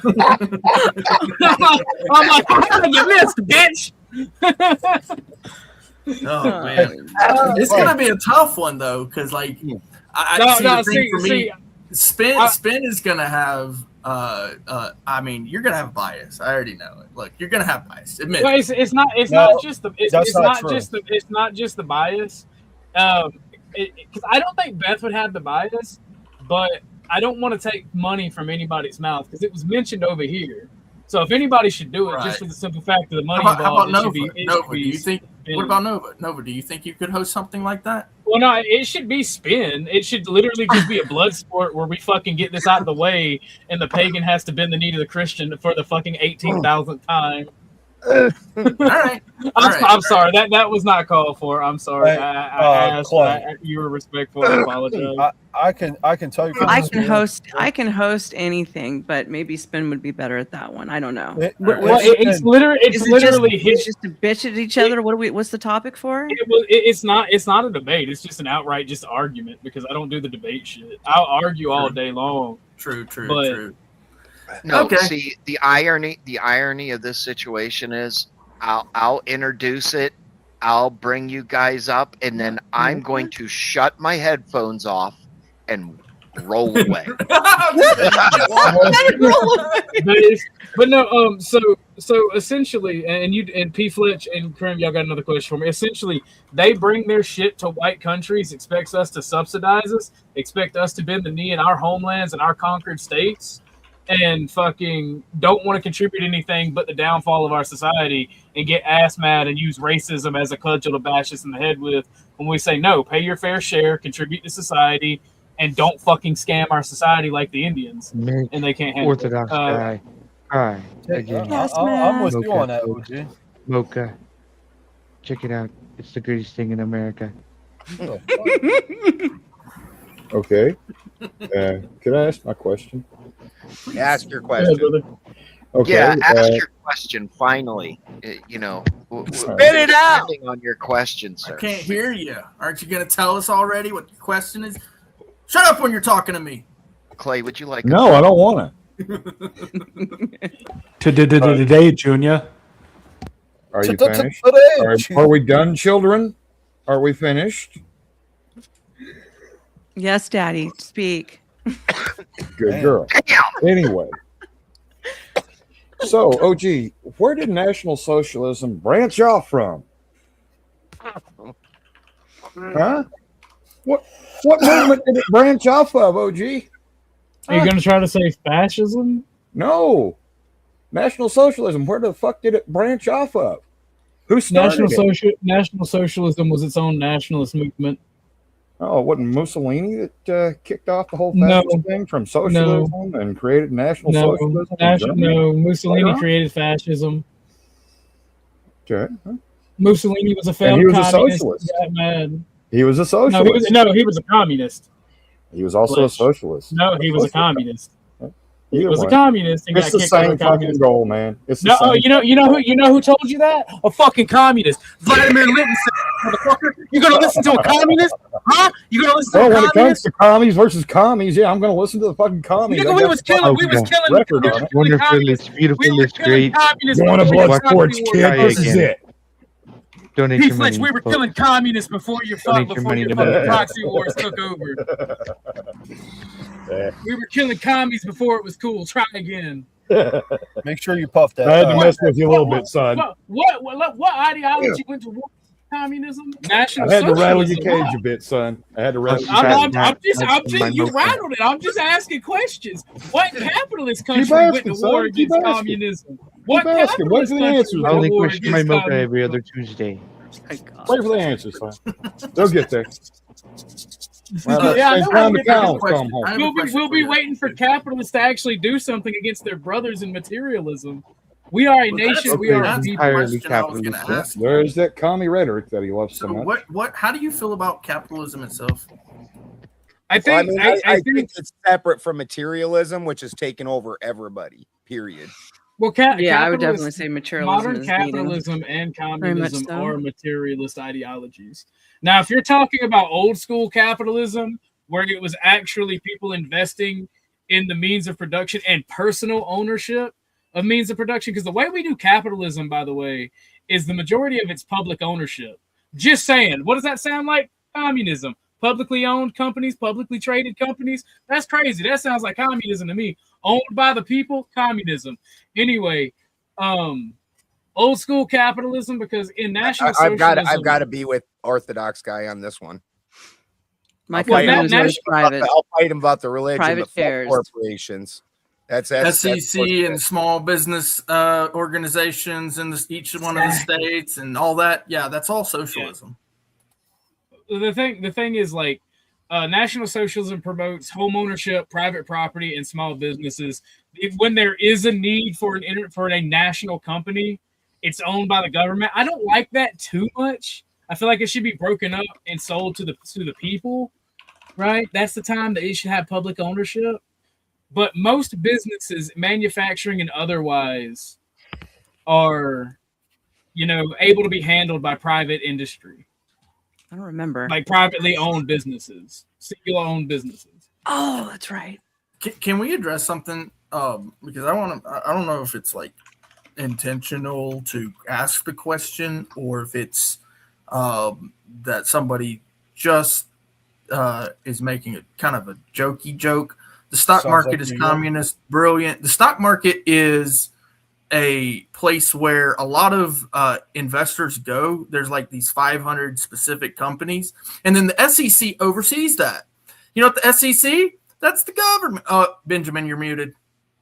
So even if you're trying to talk, that's the S&P, not the entirety of the stock market. The S&P 500. Right. What I'm saying is that when you think of like the world trade and all that, the SEC overseeing that stock market, that particular stock market, like all of these other businesses in the country, that's not actually really kind of part of that. That's something different. If you don't understand that publicly traded businesses are communistic in nature, you're fucking retarded. It's not private ownership. It's publicly owned. It's publicly traded. One of the foundations of communism is that the means of production be publicly owned and traded. Like, it's literally the Communist Manifesto. Like, you people don't know what you're talking about. That's Orthodox. Look at Toasty's banner. And mocha folks. I am seriously shocked that Clay's not down with this. This is the exact type of logical that Clay loves usually. What was it? Like, he's like, fuck, I'm mad I didn't come up with this one. What specifically? I don't know. This twisting of logic that he's doing, which is it's good one, it's brilliant. But you love doing that too. And fucking I'm shocked that you're so against this. OG capitalism was privately owned. Maybe at most one or two partners going into it. I'm completely. I support that. I support old school capitalism as long as there's like one or very few owners that are dividing profit.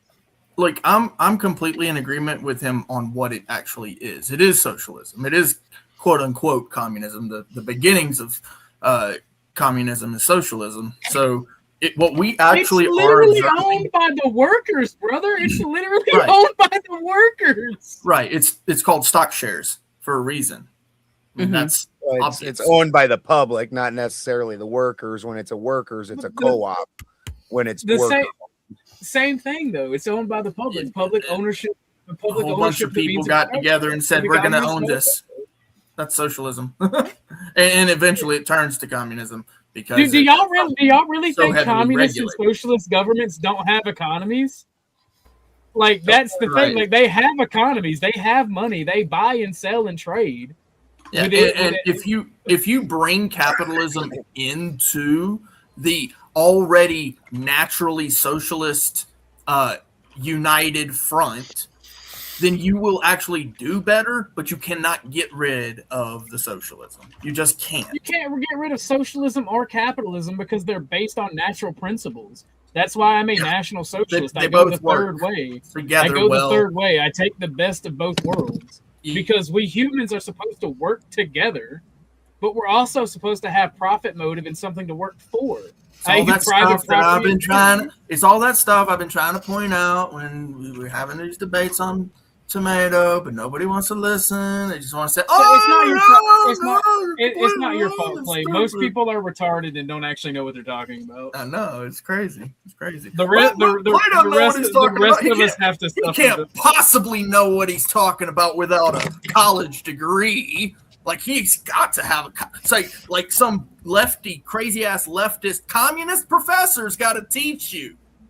Well, there's a reason that we live in a quote unquote capitalist country, but communism and socialism is so fucking popular with our elite and rich people. Why does the United States military and its forces rely on heavily guarding communist and socialist countries?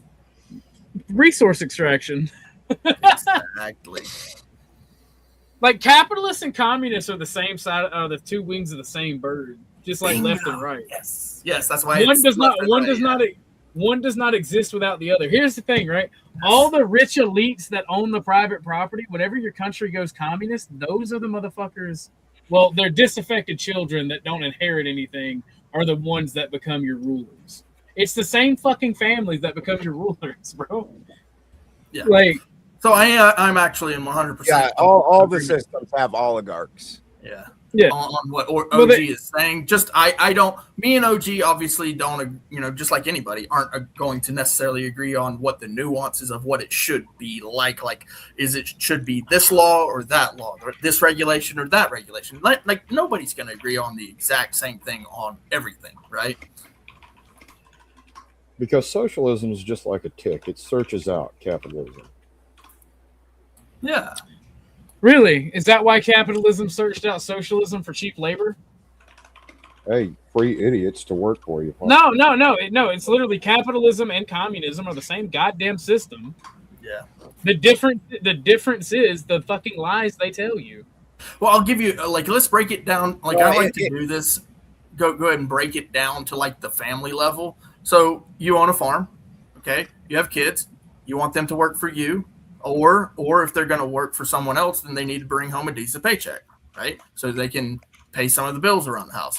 Like, the idea that that's not socialism and capitalism baked into both either way, whether they're going out and working or working with you, then, that's, it's both working together. You must capitalize on your investment as well as you must socialize with those that you work with. The basic idea, the difference between the two systems is in a socialist or a communist system, everything that the community makes goes to the community and then is dispersed according to the people's needs. So the community rises and falls as one unit is the way it's supposed to function.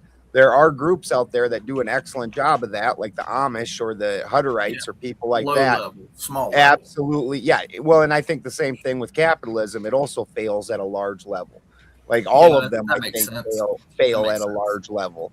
And then with capitalism, rather than rising and falling as a group, you rise and fall as an individual unless you align yourself with a group on purpose, and then the group does things, which starts getting closer to communism.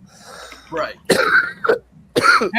Have any of y'all ever worked in the corporate world? Sure. Like actual management, or had close dealings with management? For 4 years, I was in Have I management. owned my own business? Sure. No, like corporate. The reason I'm asking is corporate world specifically. You mean like the Fortune 500 companies? Because if you're talking about Fortune 500 companies, this is not the same thing as the regular economy. That's what I was telling you earlier. No. That's not my point. That's not my point.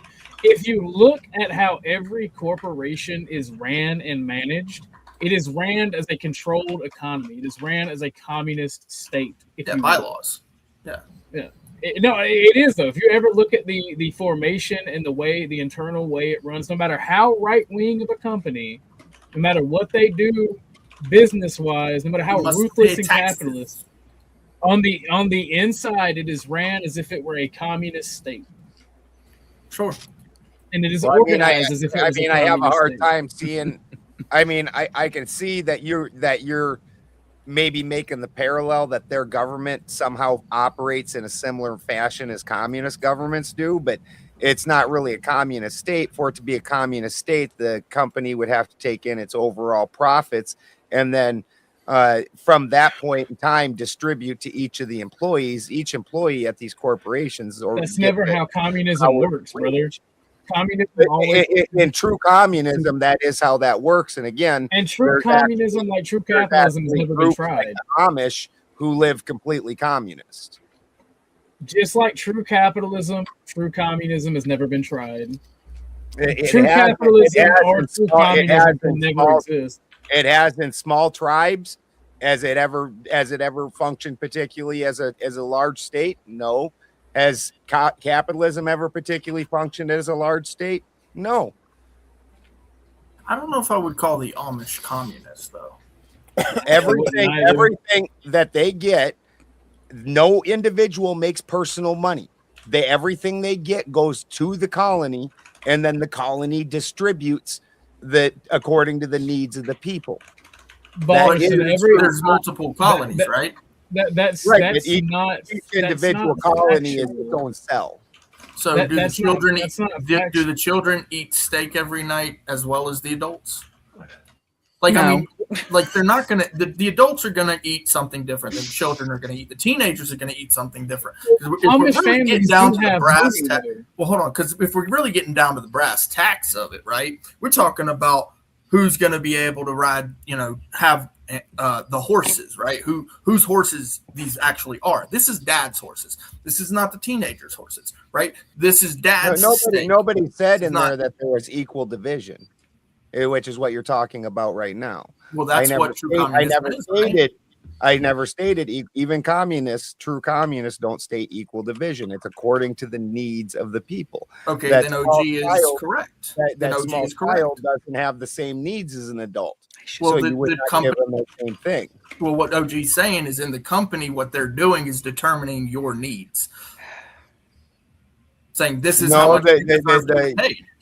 You could get a job in whatever job you want in the company, assuming you have the capabilities to do so, and you get to choose what you're getting paid.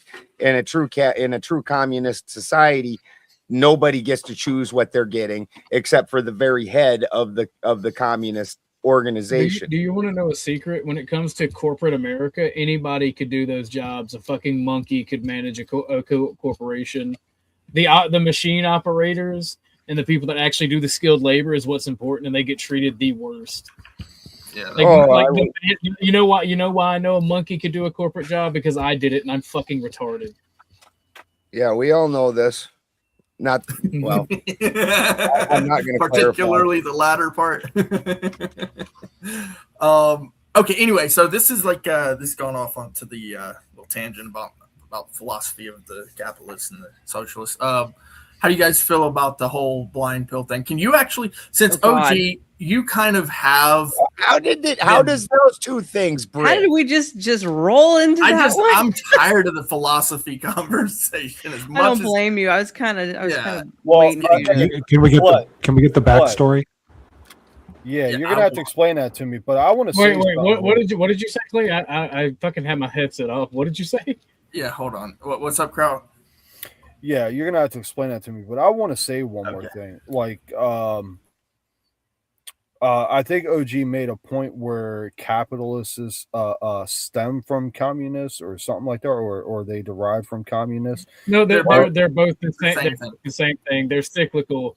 Capitalism comes about yin and yang. They coexist. It is like yin and yang, but they also feed off of one another. They're both cannibalistic systems. Yeah. I think it has to do with the way they're implemented, much like tariffs or really any system that we incorporate. Like when I think of capitalists, you got a wicked echo up there. I think you're on the wrong input. But all right, so I really won't dive into that. But yeah, explain that blind shit, Clay. All right, I can do this. But OG, I was wondering if you personally couldn't do that, because I know that you have. I kind of watched from the sidelines, and I did go up last night on that panel. But you know the guy who come up with this. You know the backstory. I think would be the most the best authority on this, if you could. Well, I am authoritarian, but I promised Marte I wouldn't bully him anymore. You did not do that, for real? No, I didn't do that. I literally went on Tyler TV and was like, bruh, I can't find you saying that, but I could find your link to your gay porn. They were like, that's not funny. Kale sent in a super chat. That is incredibly funny. That's great. Bro, no, when Kale sent in the super chat was like, can I be his spiritual father? Bro, I about pissed my pants laughing though. That shit was great. So could you explain it for the guys who haven't heard? Oh yeah, no, that would be it's Ben simple. and For the Win and so on. It's simple. Marte is retarded and wanted to challenge women on something stupid. And he's claiming that dating a blind. So when we start out with this right out the gate, it's a Marte idea. So I'm already got the fucking limbo bar is set low on this shit. Set it about 5 times lower than what you got it at. It's still too high, brother. Is that a height joke there, gentlemen? Are you making height jokes at him? I think you should. My height or shorter. I wasn't, but I will now. He's 5'3". It was a twofer. I ain't gonna lie. It was a twofer. I ain't gonna lie, and I'm so glad you caught it. He is a mental midget and a midget at the same time. How tall is he? 5'3". Oh fuck, he's my height. But no, so I never really had smoke for Marte, right? He's like started like he wanted to have a conversation with me on Emmett's, and then he's like keeps coming at me when everybody else is on the panel. I'm just like, bro, all right, fine. I guess I'll bring my fat ass on up here.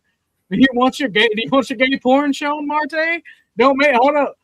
I should have went up and Clay. I should have did this to him when they pulled me up here. When they said it's not funny, but I think this is hilarious. Can you big screen that? I think this is hilarious. What you mean? Let's listen to a degenerate give advice to men and make more degenerates and predators out there, right? So So can you actually tell us what the actual blind pill is, though, OG? Oh God. Yeah, here we go. Still there. It's retarded. Like the blind pill is literally retarded. Like he says that women who are blind, they're not able to, like, the synopsis is like they're not able to partake in the vices of the world. Right? They're not able to be OnlyFans models or like degenerate themselves. So men hold on. Blind. He doesn't realize that other people can see them, that they're not invisible when they're blind. I told you it was retarded. You know it's a Marte clip. Yeah, let's think about this a second. A blind woman with a dildo not being able to see where she's putting it. That's a real good look. I feel fairly confident the same way I can't feed in my mouth, but I still managed to get the food in there, that a girl could fairly easily find the hole. Man, I hear all kinds of jokes about. Oh my God! I'm gonna take this off my channel. Yeah, don't get your finger dirty when you wipe your ass. But I think most people do a pretty good job of it, even though they can't see it. Yeah, my wife doesn't like doing it with the lights on. I still manage to find, That's what I'm saying. I feel like even if she's blind, she's gonna be able to find the hole, no problem. And if she has an OnlyFans, even though she's blind, we can still see her. Hey, yo, but hold up. Honestly, I mean, think about it. Like, you got. I don't agree with OnlyFans, but let's say some Helen Keller. I wasn't advocating OnlyFans. I was just saying that he was saying that. No, he said she couldn't, and I'm like, why? Hey, Kraut. I got you, Balder, but like, hold on, Kraut. Yo. I got your solution. I got the solution for your wife not wanting the lights on when you're having sex. Damn. I've got the solution. Look like me. Yeah, and reflect your phone light off of your head. It's just a reflection. Can I Damn. I got something I wanted to say about Damn, the Spin. So Damn. basically, Marte said this incredibly dumb shit, and then fucking he started going at Beth and AVG or Paige, and he challenged Beth to a debate, which she backed out on like a little bitch, and then because he got so fucking destroyed by Tyler TV or on Tyler TV by AVG. And it's essentially women who are disabled, like blind or deaf, are more in touch with God and holiness. So men should seek them out because they're more virtuous, because they can't interact with the world like the regular sluts, you know, the regular whores. No, so it's basically, vulnerable. it's the argument of that because they are blind, they are more virtuous.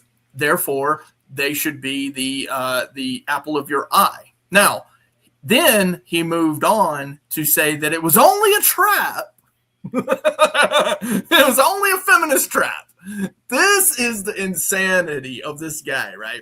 So he made the claim. Wait, hold on. Before you go into the debate, this all culminated with Dusty asking about the $100 because Marte told me, because I don't cam up, Marte told me that like 2 weeks before he got caught cheating, that OG, in order to debate, you gotta cam up because we don't want you to use AI to cheat. Like a week or 2 weeks later, he got caught using AI to cheat, and we call it Grokgate. And fucking, he was supposed to pay Grid back the $100, and when we pressed him on it, and I came up, and I literally only came up to say he was a liar, but I have it on my channel where we've talked about this shit like for the past 6 months. He fucking called Grid One Motorsports at 1 o'clock in the fucking morning, woke this man up out his fucking sleep, and was like, Grid, they said I owe you $100. Is that true? Grid's like, yeah, motherfucker, I'm not gonna chase you for it, but yeah, you said you'd take care of it. You cheated on my fucking show. And I'm sitting there like, ooh, it was filthy. Go ahead, Clay. Finish the debate. Yeah, That was the funniest part. So essentially, that's what the debate was supposed to be on, is this quote-unquote blind pill. Of course, the whole time after the debate started, instead of actually explaining his position, which he had already explained fully, he already went into a diatribe on his own shit about what the blind pill is, stating that this is, hey, because they're blind, that makes them less susceptible, meaning they be more virtuous. We should, as men, look at them first rather than some regular normie. So that's what the argument was. Then when he got on the debate with AVG last night on Tyler, he was saying, no, it was only a trap. It was only a trap. I didn't really mean it like that. I meant it like this other thing, and he couldn't explain what the other thing was. So like AVG's like, okay, well, tell me what the trap is. Even Pharmacat came up there. Tell us what the trap. He wouldn't actually explain what the trap is because it wasn't a trap. He was actually making an argument for it, and he probably really believes this shit. And he probably really believes that targeting someone who basically has a weakness. I mean, the truth is it's a physical weakness, and he's saying it's just an easier target essentially. And it was really funny when Dusty got up there because he's like, that's super predatory, bro. And the whole time it's like, you just sound like a predator, bro. And he's like, no, it's not predatory. It's not predatory. And that's when he really went on like, no, I was just telling him it was a trap. It was a trap. It was a feminist trap. And like, okay, how's it a feminist trap? And it is just this whole back and forth. And the truth is that, I really believe that he probably really thinks that it's a thing. Like you could actually target disabled women a lot easier in your dating pool.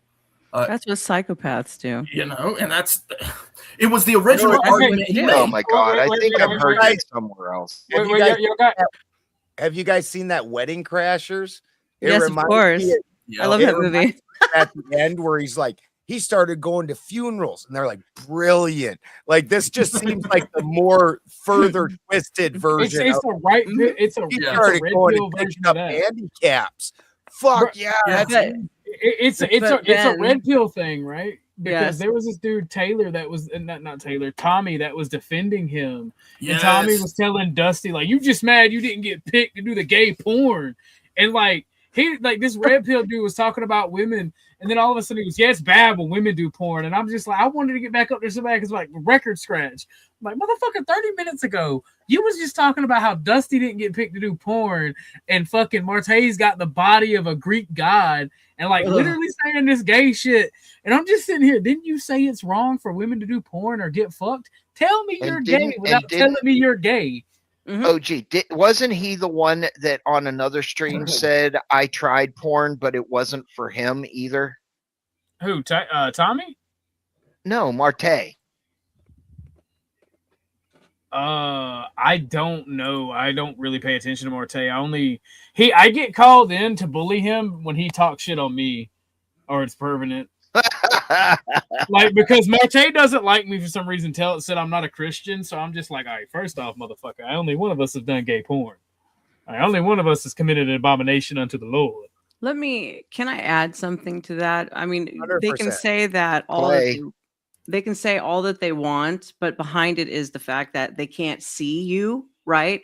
So they're trying to say that if the woman can't see you, you have a better chance of getting laid, because if you're an ugly MFer, or a double bagger, it's going to make your chances and your odds a little easier. It's or 5'3". It's sick. Yeah. She won't even notice that I'm short. When she'll reach out and she'll be like, "Oh, you must be sitting." I know exactly, right? Same if you got a short dick. And right, who boys? was the motherfucker that I called the So Mexican big. taco? Huh? Who was the dude that I called a Mexican fucking taco? Emmett, man. Oh, Emmett. Yeah, Emmett. Emmett can't. So check this out. Actually, Emmett's the homie. I ain't gonna say y'all ain't gonna catch me talking shit on Emmett. Look, Emmett's my homie. Emmett seems to have a hard on for me. OG. You are. I mean, can you blame him? Tell you on this. Can you blame him? Me and you did not get I along at first. I don't know what. Look, if the guy seems to have a problem with me, like I'm available on streams everywhere, bro. I make myself available, right? He should definitely talk to you, unless it's my stream and I send you the link and you guys aren't even live and you just ignore it. You'd be like, "Fuck you, OG." Yeah, I mean, look. The guy asked the question. I tried to explain it, and instead of actually listening, he just decided that he was just gonna ask again and again and again and again and again. And so, at some point, it gets old. You know what I'm saying? Well, Emmett thinks anybody on Sarah's team is a leftist, and he treats he's them a as retard. such. Then he doesn't actually think people are leftists. He's just being a political tribalist. But he's changing. He's changing. I'm proud of Emmett. He's changing. I hope he does. Because I've been hammering everybody on the tribalism. I'll give you Emmett. I had to throw y'all under the bus. You know how I was calling y'all loyalists of King George and shit, and all of them go after Sarah. I was like, oh my God, y'all don't have to hate Sarah, her crew anymore. Y'all all have something in common. Y'all are fucking King George shooters. Y'all are loyalists, redcoats. Right. Listen, Mooseface. Listen, Mooseface. Why does it seem like you are jealous that we are Sarah's crew? Why would I be jealous? I don't give a fuck. Nah. I'm fucking with you. Nigga, I have been neutral on this Sarah. I have been, even to my own detriment, I have been neutral on the Sarah Andrew bullshit. You have. I fucks with who I want to fucks with. No, I do know that about you. Like, and I'll tell you this about OG. I'm just fucking with you, bro. Yeah. He knows. Emmett. Oh no, I am autistic. I did take that serious. I'll give Emmett his credit. Emmett can make some valid talking points, but when it comes to me, for some reason, he just has to crash out. Now, if he decides that he wants to change that someday, we can have some valid talking points to share. But Emmett is his own man. There are just some people that he don't like, and I've never talked to Emmett about you. That's his problem. Is that before or after? Is that before or after he eats his bean burritos? That's all I want to know. Again, you ain't gonna catch me talking shit on Emmett. Emmett ain't made me mad today. Emmett ain't made me mad in a couple weeks, and even then, I wouldn't talk shit on him to y'all. I'd go on my panel from my mouth about him. That bird. First, hold on, crowd. I'll let you go after this. That bird, when he first started coming on panels, that shit was super fucking annoying, bro. In the background, he would chirp, chirp, chirp, chirp, literally all the fucking time. Go ahead, crowd. Now, I was going to say, Emmett might like you on a down low, and all he has to do is identify as a woman, so you can't reject him. Otherwise, you'll be classified as a trans. Nah, Emmett is not gay or trans, bro. Like, if you even talk about degeneracy, bro, you are artistic, aren't you? That was a joke too, bro. Oh no, yeah, no. Anytime you have fun or talk about boobs or dick or anything relatedly degenerate, this is Emmett's literal face. Listen, I not like listen. We can't. Listen, we That reminds cannot me of my talk best friend about. when I was a kid. We used to do that shit around him too, and he'd do that same fucking face. Listen, we cannot talk about gay shit. And I have that's asthma. the guy you don't invite to the party. What's fucked up is Emmett's fun to fucking be around and hang around, but until you start talking about degeneracy, and I'm just sitting here like, Emmett, I understand hate degeneracy, but everybody likes titties. Look at him jiggle. And he'd be like, I'd be like, look at him jiggle, and he'd just be like, oh gee, he'd be like, oh gee, stop it. see, Emmett would be making this face right now if he was up here. Yeah, he's gay. No, he's not gay because if you were to He's do a- some gay he's a shit, good he'd be church making boy. that face 10 times worse. Listen, we I can't gotta talk give him about this, gay right? shit. I have asthma. I will give Emmett all his due, all his credit, right? He is a good church boy. He actually believes what he says. He has good talking points, all these things. But in his bra. I'm 40 years old, right? Like this is I keep forgetting you're 40 years old. I think you're closer to my age because you look young as fuck. Yeah, Shit, I'm 39. Shit, I am. Yeah, but you look 39. Clay looks like 28. Well, I'll But judge you too, motherfucker, if you actually canned up. Oh, if you got $500 or if you send me Damn. $20 Cash App and give me your Discord and promise not to share it, I will reveal my face to you. I'm Hell on that nah, I ain't grifter paying shit. $500 Since to all, see another since dude. all the doxers. Yo, since you all the essentially doxers. You essentially Hey, just no. pimped yourself out, my dog. So I am a grifter, brother. I make money on the internet. I do this shit. For $500 to my Cash App, I will literally change my avatar picture to my face. For $2,000, I'll give you a full body pic. In fact, Wait, I will tell you is this. that with clothes For or without clothes? With clothes, with clothes. Yeah. Everything If I were I to do agree to is- this, it's got to be a waste of 3,000 frontal nude, 4,000 rear nude. And now No, he's there will be complicit in, no nudity. That's where I draw the line. I don't do that gay shit. You But no, draw the there's line. I have there's asthma. actually Why there's would- actually a why would backstory. rear be worth more on a dude than frontal spin? That might be the gayest thing I've heard all night. Got it. I have asthma. Like, how much value are you putting on man ass? we found him out. We found him out. But no, I have a backstory. I've been doxxed and harassed, and all the pictures they could find are old. And I'm like, well, since you want to see what I look like, the doxers can pay $500 or $2,000 for a full body shot. Anybody else who's curious, I'll just send it to you on Discord for like 20. And I've actually made money on it. I mean, Speaking of money, this is what I like. Always remember to stack that bread, neighbor. Money, cash, hose. I'm about my paper, no cap. We have been streaming for 2 hours and 22 minutes. We have not asked for any donos. We have not asked for anything. Now, motherfuckers, I'm asking. Keep the stream alive, because in 40 minutes, we go away. Back to you. Hell yeah. Yep. Donate, please. Anyway, back to OG and Well, he had to Clay. step away for a second. Oh, okay. Yeah. Well, and then I'd like to talk about what he brought up with the Amish. You know, I live around an Amish community here, and I used to have a delivery route, 155 miles, that I worked every day, spoke to them constantly. And their concept about, see, they don't have the normal Christian dowry, as most people think.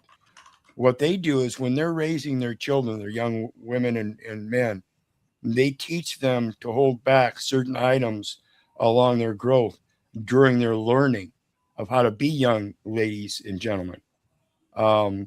The woman would hold back quilts and things like that she made, that mom taught her how to do, their own homemade skills. So that when she grew up and met a man, she would bring part of the household with her.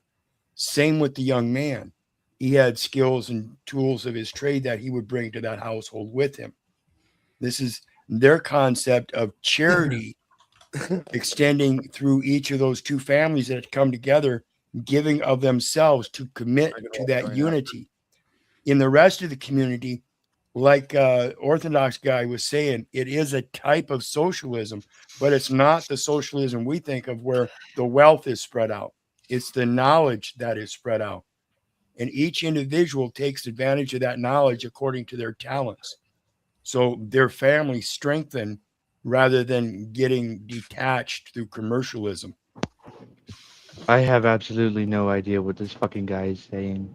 It's boring. Socialism is dependent upon commercial wealth and the distribution through thereof. Amish don't. Okay. Mocha. It is not communism. He's just got a particular personality issue with me. He doesn't like me and I don't like him. Never mind him. He's a bitch. Why can't we be friends? There you go. Why can't we be friends? Yeah, everybody. Maybe take a hit and relax, dude. Like you. So some of us can't smoke, unfortunately. So I'm told I can't, but I do anyway. I can't smoke. I have asthma. I get bronchitis too bad. Spin. I'm gonna start calling you Spoons because you're a fucking hypocrite. What? Ah! Spoons? Yeah, fucking Bones Dooms or whatever the fuck that cat's name is. This motherfucker was on a tangent earlier, like using big words, acting like he's smart when he's really not. Oh, you ain't got to do the speed date, man. I was just fucking with Spins, bro. No, it's all right. It's all right. I mean, we agree like on 90% of shit. So what are we going to talk about? What, you going to buy me dinner or some shit like that? Come here, sweetie. Let me give you a kiss. Talk like that is definitely a fucking dinner. Lobster. I'm not cheap. Lobster? Yeah, okay. Would you like to go to catch of the day? Yeah, sure. I'll act like I know what that means. Are you sure? Well, I don't catch if that's where you're getting at, but well, that is a gay bar in Tampa. Catch of the day. Do you get it? I haven't lived in Tampa since I was 10. Gay. Hey, look, I'll take you to 13th and Locust. Who's here on the east side? Who knows 13th and Locust over in Philly? Yeah, you might like it there. I have no idea. I have no fucking idea. It's called the Gayborhood, bro. A bunch of fucking PC YouTube. It's a bunch of well duly minded individuals that prefer the same sex. Damn, I was expecting to see some hot sauce or something. I know. YouTube PC. He was talking the shit, but he didn't bring none. So do y'all want to hear Grid get that's odd? That's odd for both the Irishman and a German. Absolutely zero fight. Do y'all want to hear? Well, I mean, the bit where Grid talks about Marte Welsh. What do you think, guys? If you don't, I know. I don't care what you guys think. I'm gonna help Spin City and Balderson out. All right. If you do, why don't you guys send $20 to either their Cash App or their Super Chat? I don't know if you guys are monetized, but send them in some money. You can split it. You can send a whole. I have it pulled up. It's the only way I'm gonna share it. I won't even give them the link or the timestamp. You gotta send that money in. Send that money on. Yeah, that as well as we also have a separate clip that we'd like to go over, which is the panel last night that me and Spin and Nova Star were on. So again, the same deal. Send that 20 with that notation that says which particular clip you want us to review and watch and see the degeneracy and the. Is it more of that you have to have sex with blind people stuff? Yes, but then I came in there and I started decimating all of his red pill manosphere talking points, the son of a bitch. Dude, To that which was- also I called out the fact that he's a closet homosexual, because which he is. He absolutely He's not even closeted. He absolutely is. And fucking Well, I've thing never seen the guy before. I think he thinks these things are clever. He's trying to find something clever and edgy. Like I debated him once, and it was his prompt too. Well, just to be clear, Ben, this was actually Tommy, a different guy on the panel, who picked up Marte's point. But go ahead. Somebody thought that was a good idea. Yeah, somebody thought it was a good idea. Some other guy on the panel. Yeah, that would be Tommy. That would be Tommy, the dude that I was talking about. Like he's like Marte's got the body of a Greek god, and it was like it's gross when women do porn, but you were just never approached. That's why you mad. Like, wait a minute, hold on. You realize you're talking about gay porn, Tommy? Gay porn. Like he really came out and was like, you know what's the hookup? Handicapped chicks. And this dude's like, he's spitting fire. Yeah. Oh my gosh. Yeah. So guys, listen. That's the video. So we got Grid is one of them. So send it with Grid with $20, or send us that you want to see, and we'll call it Tommy for the other one. So we want to review it. I know you guys want to see it. This is fucking hilarious.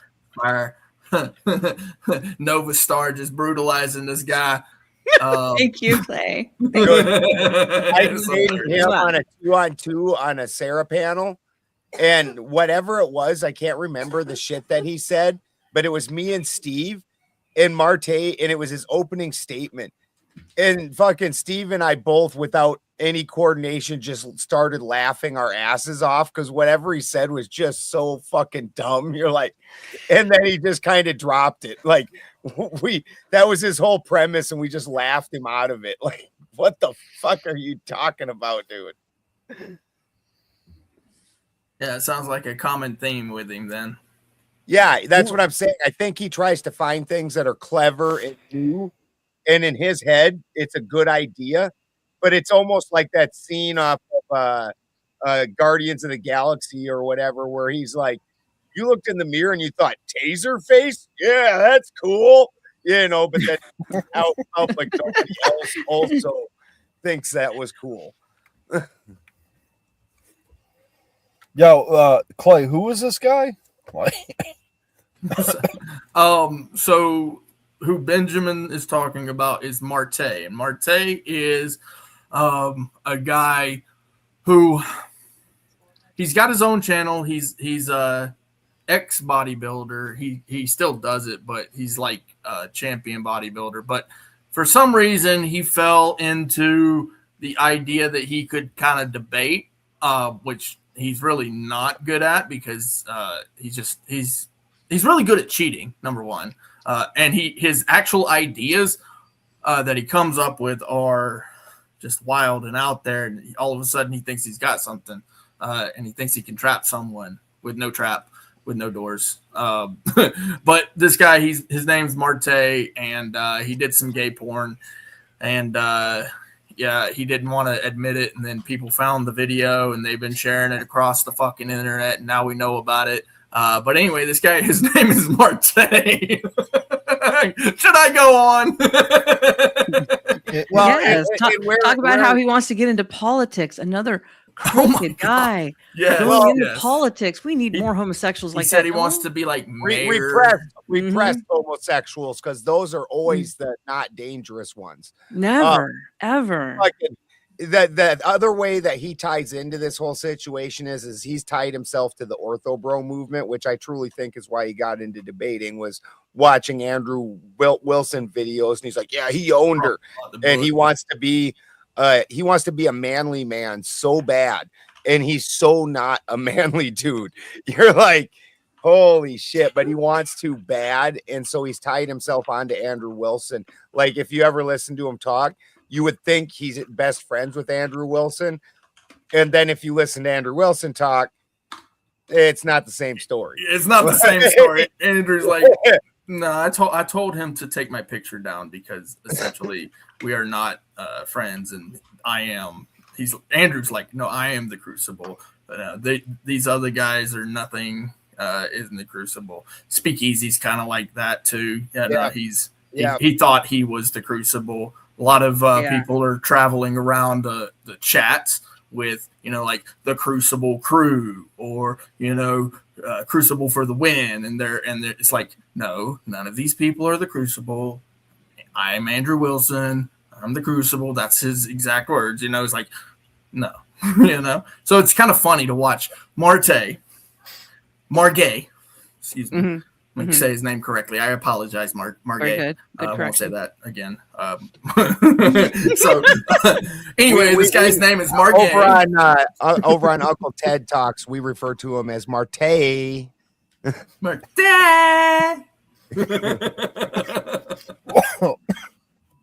Anything else? Anything else you need to know about the guy? No, I was just curious. I wish we had our time back. That was brutal, guys. Fuck. I'm sorry you guys had to go through that the first time around. Holy fuck. Novastar, you got a channel too. You're a fucking YouTube podcaster, whatever they're called. I am. Yeah, I do a little bit more satire mixed with my news, and I cover everything from occult with stuff. Your nudes. What? No, yes, I know. You said right? news. I got you. I yes, got you. You said news. Yes. I do more satire and things like occult spaces, and I look at some historical crap, medical stuff. I'm a little more diverse in the entertainment part of it. Well, what about occult are you talking about? How all of these places like the Illuminati. Manosphere are occult spaces, yes, and they have their little cult leaders like Andrew Wilson. Yes, and gay Rollo Tomasi, grandma over there. Not a cult. A cult. Cult. Yes. Cult spaces, yes. And how those tactics are used. Yes, that's how we opened up the series. Me and a good friend of mine. I don't know if he wants me to mention his name right now, so I won't right now till he tells me. Is that real? Somebody just wrote in the chat Donald Trump passed away. He trolling, right? Oh, I don't know. Yeah, he's trolling probably. Yeah, probably trolling. You got to ignore that. That will get you banned here, sweetie. Okay. Oh, that's so what? Spin. Leave him alone. I'm not. I'm not. Like they want to troll. That's about the as friendly of a troll as I've ever seen. And we could all be that lucky. Yeah. Well, no, because it's crazy. Right? So I don't want to get into if it really happened or not. People have their opinions. I even have my fucking opinions on it. But that first assassination attempt, it happened when I was in the movies with my wife and 3 kids. So when we got out, we saw that shit all over Facebook, and I was like, "Whoa, did that really fucking happen?" And sure enough, the event happened. The details of the event, I don't want to get into if it's conspiracy or not. But yeah, that's why when that dude just wrote that, I was like, "Well, we're all kind of out of loop right now. We're not watching the news. We're all on here, so." Yeah, I got a couple of snapshots from that too. I got the dude who did it. And then I got that picture that's like the viral picture. So I with his hand up and everything. Yeah, the flag and the Secret Service right there with him and all that, and he's got his hand up there, all that shit. Yeah. So has anyone paid for the video yet? I guess they don't want to lie. You guys got to pay for the loosh, yeah, because essentially we have gone through our topics. We even added an extra one in. I got a topic. They did not end up adversarial at all. Right? Who here thinks the party switch happened? I'm on the affirmative that it's a fucking myth.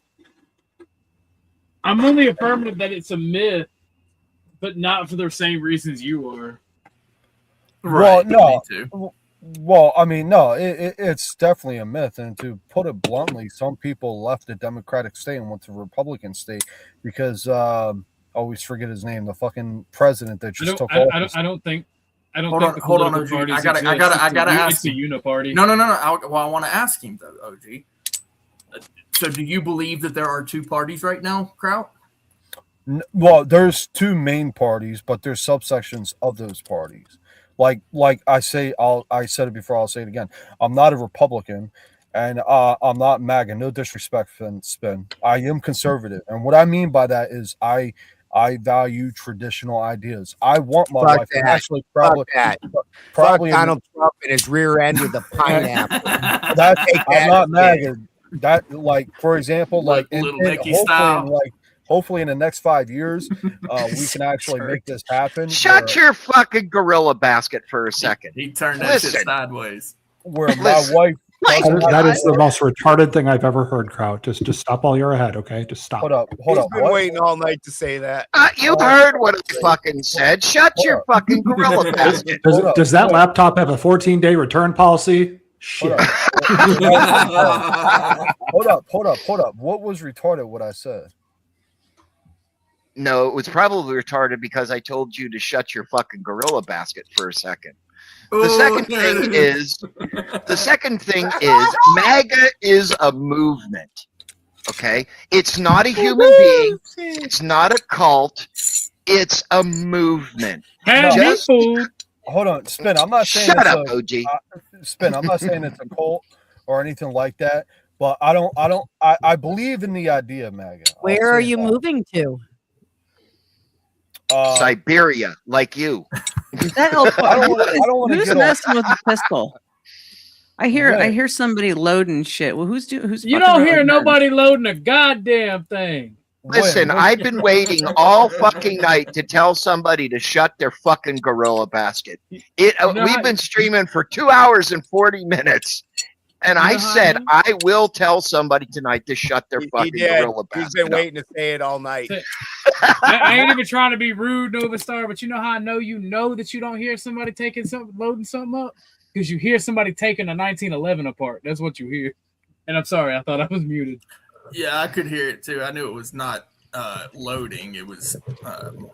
Hey, Wayne, what did I say that was moving parts? He's a racist. That's what it is. Yeah, that's it. He's racist. Gorilla mouth. That's all he wanted to call. And not even you. He just wanted to say that to somebody. I'm not even advertising for Trump. I was clarifying when I consider myself a conservative. I believe in traditional ideas. And you're MAGA.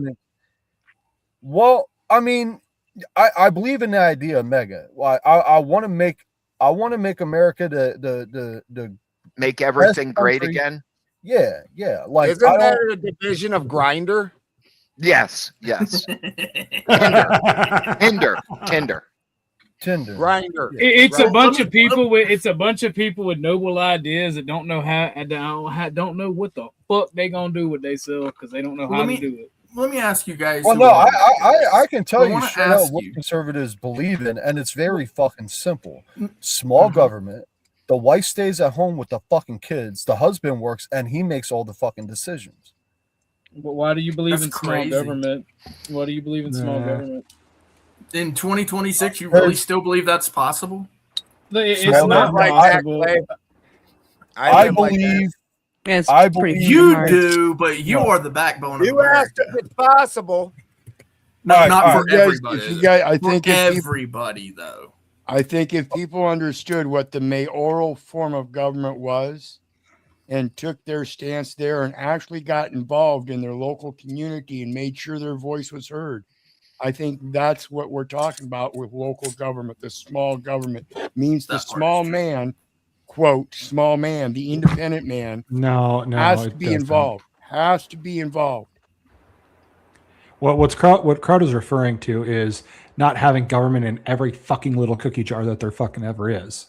They're very limited in power. They stay the fuck where they are supposed to be, and they don't get in all of our fucking shit. That's really what he's talking about. It's not about small local government. That's called deregulation. And again, that's part of the people taking that power back. What El Perro is saying, which is for you to be involved in their business, not them to be involved in your business. Because if you don't start getting involved in their business, they will get involved in your business. This is true. So hold your government accountable. And I do. Yeah, me too. Yeah, I got something to bring up to the next council. It doesn't matter how big or how small the government is. It needs to be accountable to the people, and they should fear the people. The government needs to be as big as it needs to be to manage the territory. Well, hold up, OJ. You said the other night the government's corrupt, so just let it be. So, dude, the federal government's a behemoth. It doesn't need to be what it is. It's taken on so many tasks that were never asked of it. Correct. That's just like your opinion. We can have this debate another time. No, you got to say that right, man. You got to say that like the Big Lebowski. Well, that's just like your opinion, man. Come on. Well, there are a lot of the tasks that I feel like they are involved in that they wouldn't originally have been involved in if it weren't for bad actions going on. But the problem I see is that the government got involved and then wasn't regulated upon their involvement, like the SEC. And at the federal level, Congress works just like city council meetings. They have a public comment section. Before they pass any votes, you have the right to make a comment as public. And you can do that in both paper form or electronic form, or you can go before Congress with your senators. And petitioning part too, because you can actually force people just to don't do resolutions. You can actually force resolution on paper for them to actually enact through your petitioning portion as well. It's called remonstrance. People don't know that, and that's why I fucking hate you sovereign citizens so much, because the people do have recourse that they can actually do, but you sovereign citizens be like, I'm a land ship. He's a space pirate. Whoa. I've never spoken like that. I have never spoken like that. Sovereign citizen bullshit, okay? It's absolute bullshit. Bullshit. Angry American, but there's some things that they have that are correct. You can go before your government. You can force a redress. You as a citizen can do some of these things. That's part of the Constitution. Hold up. They OG. just be like, we're a ship. Okay, that so is the question is, why don't we? Constitution. Because people don't know how to do it, and then Right. That's just why when I tried telling you, this is why I told you that Then one teach them. that there are arguments that the sovereign citizens have that match a constitutionalist argument, and then sometimes it deviates. That's why when the dude was making constitutional arguments, I told you he's not a sovereign citizen. That's different. The sovereign citizens sometimes use constitutional arguments, but they also have shit that's wild as fuck. Which in and of itself doesn't make sense. Listen, I'm the living man. Yeah, I'm a man and I'm living. Exactly. Here's the fucked up. Here's the OJ, I got to say this about sovereign citizens, because I watch a lot of their videos, because I find watching stupid people entertaining as fuck. And sovereign citizen trying to argue the government is fucking retarded, because they don't believe they're above the law. They don't believe the government applies to them. So them arguing the Constitution is fucking retarded anyway, because how are you going to argue something you don't fucking believe in? And the Christian scriptures say God formed man of the dust of the ground. And when he breathed the breath of life into his nostrils, man became a living soul. So I prefer to use living soul in reference to the man. Well, I'm a Christian, but I don't know what the fuck this has to do with what we're talking about. Well, when it comes to the law, you know thyself and not thy person. Well, even Jesus said we need to obey law or the government or some shit like that. I forget exactly what it violates God's law. Correct, and that's why we have the Constitution to help us fight back. But my argument was sovereign citizens. Look, I'm actually going to agree with the pagan fucking Christian man. Remember who you are. Remember your ancestors. Remember the sword that you carried. That's all I'm saying. Who's the pagan Christian? I remember the sword I carry every time I piss. But you're muted, Balderson. I'm an Odinist and he is a Christian. Yeah, see, anybody's a pagan Christian. I'm an Odinist. I'm not a Christian in any way, shape, or form. But he's also saying that that pagans say, remember your ancestors. And he's right about that, because we were Odinists before the Christians came along. We had pride, honor, We were amazing people, and the virtues that we lived by got carried over into this Christian society, and there's some theft of there's some honor stealing here, where they act like these virtues that have been carried through in the it wasn't honor. They came from borrowing to begin with. It wasn't even borrowing. Christianity wasn't Christianity. Honorably pass on. Don't call theft. Christianity wasn't Christianity until it marched into Europe, and we changed it. We won. We are God's chosen people now. They did not march into Europe and take that's wrong. Don't even try pretending. Hey. Holy shit! You know the Battle of Teutoburg Forest, right? It didn't pan out good. Like in every armed conflict, you pagans broke rank and ran. Your own lords and nobles converted you by I got to ask Boulder a question, and then I'm probably getting off. I don't disagree with that part. Boulder, don't get off on screen though. What's our oldest son? Clay. What? What you believe in? Odinson? Am I pronouncing that right? I'm not. I'm an Odinist. I follow Odin, the Allfather. Oh, okay. Okay. No shit. I didn't know that, but yeah, I don't have anything to say. I mean, I'm a Christian. You're what you said. I think our beliefs kind of line. Oh my God. Well, definitely our beliefs are going to align, because the Christian beliefs adopted the Northern culture, the Germanic culture. So like, even when you look at the symbolism, the holidays, all that derives from Germanic. Yeah, like Thursday. Jesus wasn't born on Christmas. That's our holiday. That's Yule. And they needed to port it over and still keep it a holiday at the same time. Like marriage, you can read Germania. Pre-Christianity, before it even ever existed, this is the system we used, including the rings. Christians don't use rings, never did use rings. Their symbolism isn't that. Christ wasn't even crucified on the cross that they try and pretend like they have. It was an X. Christ was that's Yggdrasil. The cross is, that's Yggdrasil. The cross is the symbol, is the rune for strength. I forget what is the Y. That's the actual cross. Well, yeah, I can't remember the name. I don't think Balderson's not wrong. I believe that God is and Jesus are the true, like the Trinity is the true thing. However, I don't believe it actually existed in its purest form until it came into Europe. People get mad pagans get mad when I say march into Europe. Until the Europeans took the cross and expanded Christianity and actually held the Council of Nicaea, I don't believe Christianity exists. In fact, it didn't. Christianity did not take off until Europeans adopted it. I don't think it took off until the Vikings went over to England. You're being a little disingenuous, because we're talking about the northern tribes, and the Europeans that adopted it at the Council of Nicaea were the Romans. But Christianity at its height, northern tribes. Christianity. That's the Dingleberry down there in Italy. My family. I have papers. I have papers from 1940s that tell me my family is German. All right, I have the blood work, sir. Show papers 9.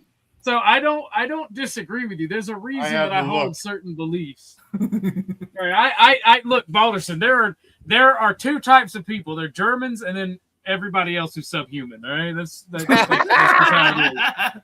And people are like, well, what about Scandinavians? I'm like, I said Germans, like the Germanic peoples, like Scandinavians. There are Germans, and there are those who will not wear the mustache. Norway, Sweden. No, like like people don't realize, if you're from Northern Europe, you're a fucking Germanic. You're from the Germanic tribe.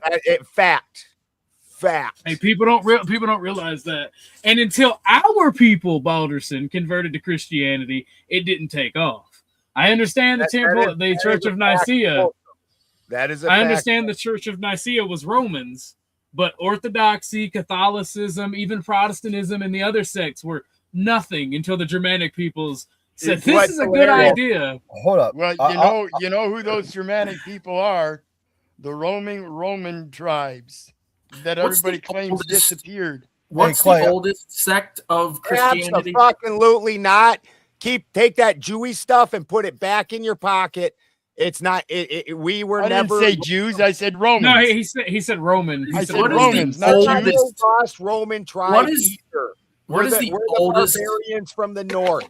What is the oldest sect of Christianity again?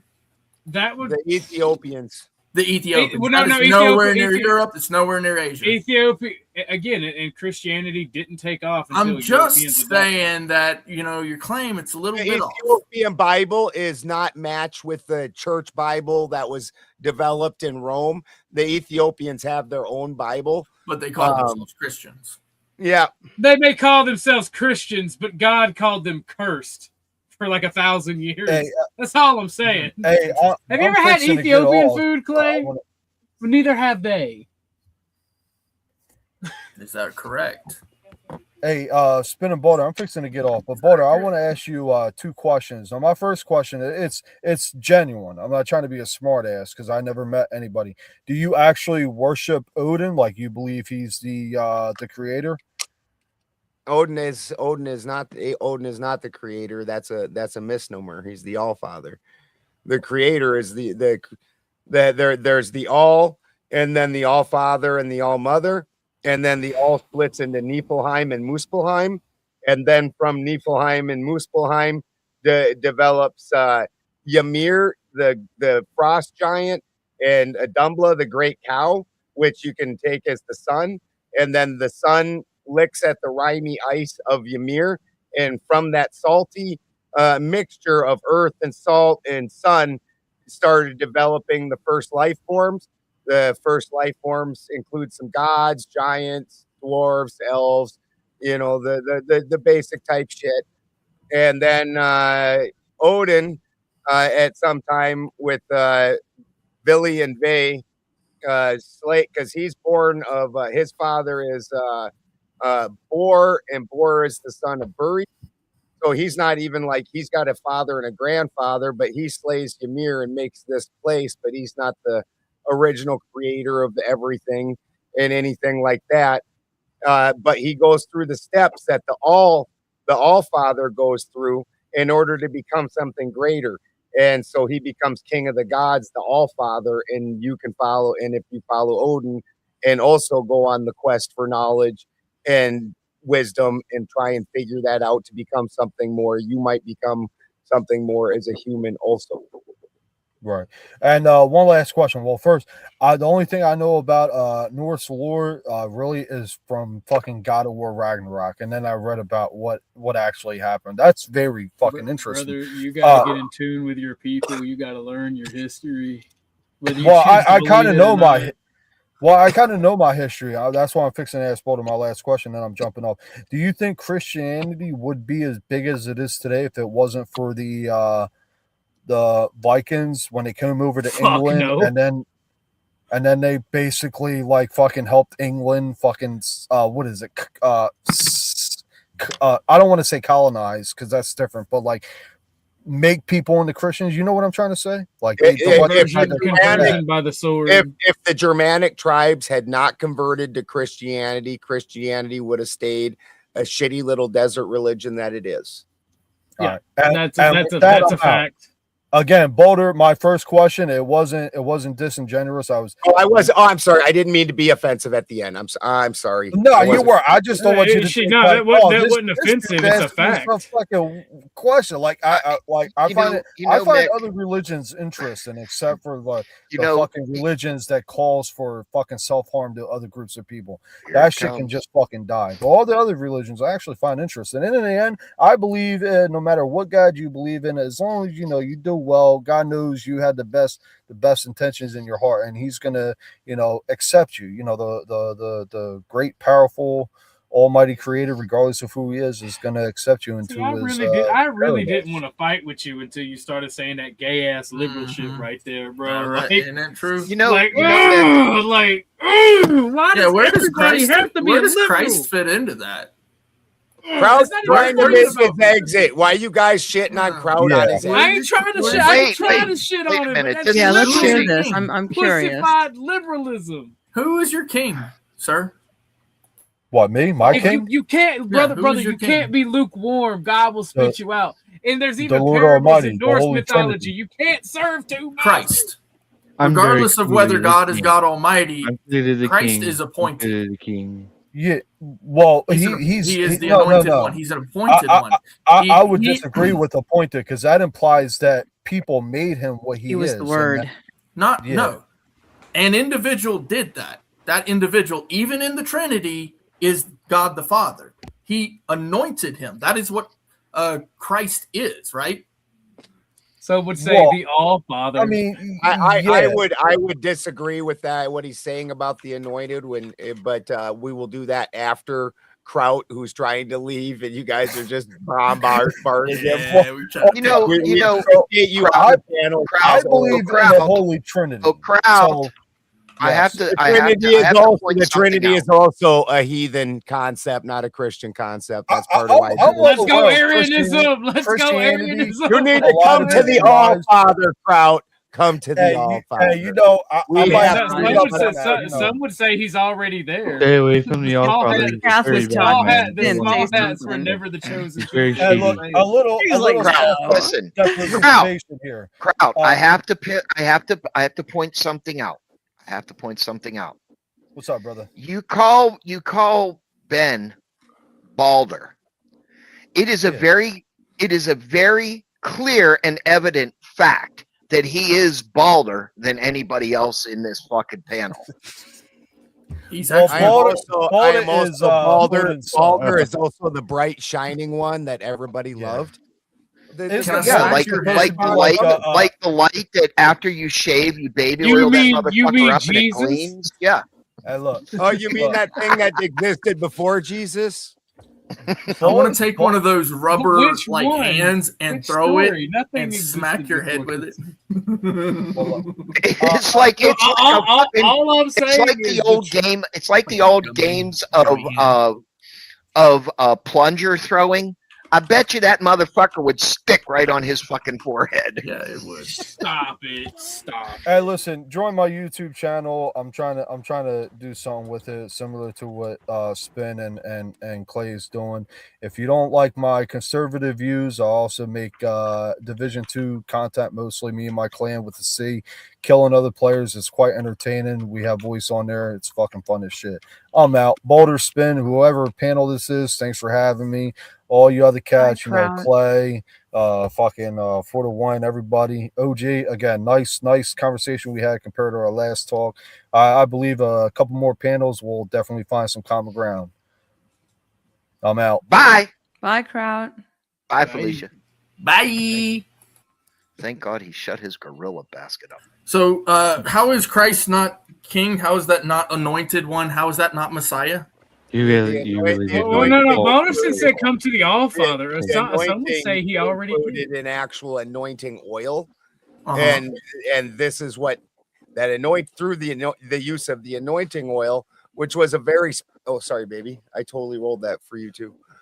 Like, I'm sitting there just smoking like a fucking Bogart, like a son of a bitch over here. But Martin. And yeah, the Bad boy. I know, right? And I didn't even realize it until she just flat yanked it out of my fingers, and I'm He's like, give this here. oh, I'm being a dick, huh? So this anointing oil would give you only a better on Wednesdays with the high one and all this, and the anointing oil contained a specific cocktail that was frankincense and myrrh and cassia and cinnamon, and so then chemically also what's in there is cannabis, or what they called cannabosum, and then also opium. And the funny thing is that, in this cocktail, the first four components that I named, the frankincense and the myrrh, that opens up the cannabinoid receptors in your body. So it's like basically making a free path for whatever cannabis is there to follow. And then the cassia and the cinnamon, which are both tree barks, those also would then open up the opioid receptors in your lactating. body. Yeah. So this would open up these opioid receptors. And so the anointed one then would get anointed literally with this oil, and they have the oils. Like I said, that's how I know what the combination was.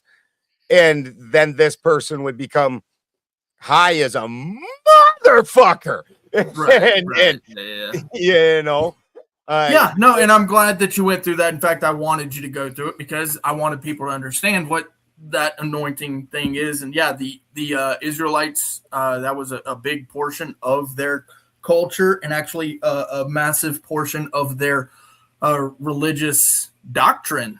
Okay. It sounds however, like a damn good time. Yeah. However, when it comes to specifically the anointing of the Christ, Jesus specifically, it's well worth noting that it's well spelled out in the scriptures what that anointing was. So his baptism, and during his baptism, it says that he was anointed by Holy Spirit. So it was actually a spiritual anointing according to the scripture and the doctrine. Baptist? No. So the Holy John Spirit the Baptist didn't baptize him? He baptized him, but the Holy Spirit was the anointing. That medium was actually the Holy Spirit. It was actually the Father who sent down the Holy Spirit as a medium for the anointing. So the Holy Spirit actually in Christianity and in the doctrine of Christianity is the medium, just as the oil would have been for the Israelites or any other, religious ideologies that do anointing. Does that make sense? As an alchemist, the mercury always required to make the transition for this energy. That's why it has to be liquid like that. But according to your standards, everybody that's baptized, this one guy because he says so, well, the same thing literally would be happening with every other person that's making that connection during this baptismal. Well, it's interesting that you say that, my friend. Yes, there is a degree of Holy Spirit, and it says it's spelled out well within the scriptures that the Holy Spirit will come upon you when it's necessary. Okay, so that's part of the scriptures, right? But in particular, when you're baptized, that's a portion of spirit. When you're out in the ministry, a portion of spirit, and when Jesus was baptized, a portion of spirit to anoint him to become the Christ, Christos, or Messiah, or King, for that matter. So it is the same concept. It's just that it happens to be the idea that it's the Holy Spirit. But it wasn't an idea that's an idea that's evolved throughout time. This is part of why they have these raging arguments with like the Trinity, with things like that. The original Christianity, the original what the Council of Nicaea was actually doing is they were trying to settle the Arian controversy. So if you excise, and you're going to hear all about this here in this upcoming debate on Sarah Tomatoes, if you excise Paul out of the Bible, a lot of this more woo-woo stuff goes away, and all the rest of the books don't contain this information at all. It paints an entirely different picture. The evolution, that's where I'm kind of getting confused, because evolution's not a thing in the Bible. That's never been a thing in the Bible. It's never been a part of the doctrine. I don't know what I said. That what I didn't mean it like that. I didn't mean maybe I didn't mean genetic evolution. I meant the evolution of the church. And so the Arians didn't find Christ to be deified in any way, shape, or form. They said he's not the Son of God. He is an honored prophet, similar to like and don't fucking everybody spaz out about this, but similar to like the way Muhammad is viewed, where this is a prophet. Just a guy. Just a guy that was spiritually more aligned or enlightened or whatever you want to say, and he was passing on messages that were more aligned with the actual God or whatever. And he wasn't God in and of himself. And the Council of Nicaea they actually drove all those people off or killed them. Right. Yeah. See, I don't agree with all of that. Saint Nicholas, Santa Claus punched one of them Aryan motherfuckers in the face. Let's go. But no, I don't agree with all of that. Right. So the thing is I don't agree with their. Please explain which parts you don't agree with, Clay. Not what you're saying. I agree that it happened, but I don't agree with that ideology. What they produced. What they right, you're not an Aryan. I get that. I get that. I don't mean in the racist sense. An Aryan in the Christian. Not even in that. Not either one. Not the people, the priest. Not either one. Not the people, the priest. I want to clarify. Neither not one. the people, the priest. No, what I am is I'm Aryans. Aryan, the people are still based. Yeah, no, I'm not a race. I'm not one of these. Aryan's not a race. It's the guy's name was Arianus. Yeah, I understand that. He was actually a Greek. He was actually a Greek Christian. I think he was. Yeah. Okay. Let me do it this way. When you hear Shaman say to me, I really appreciate Clay because he's like those first century Christians. This is what he's talking about, because all of that stuff that was brought into the churches, the churches, right? The congregations, all that stuff that was accepted in. I don't believe all that stuff. I don't believe in the Holy Trinity. I don't believe that, all these other things are necessary. Ideology is simply symbolism, right? All the fucking cross shit and all this other shit, right? I don't need any of that. The oil itself, by the way, that's why it was adjusted to the understanding that, it's just God's spirit. Really, the anointing oil was because Israel was like the other nations. It's why things had to change.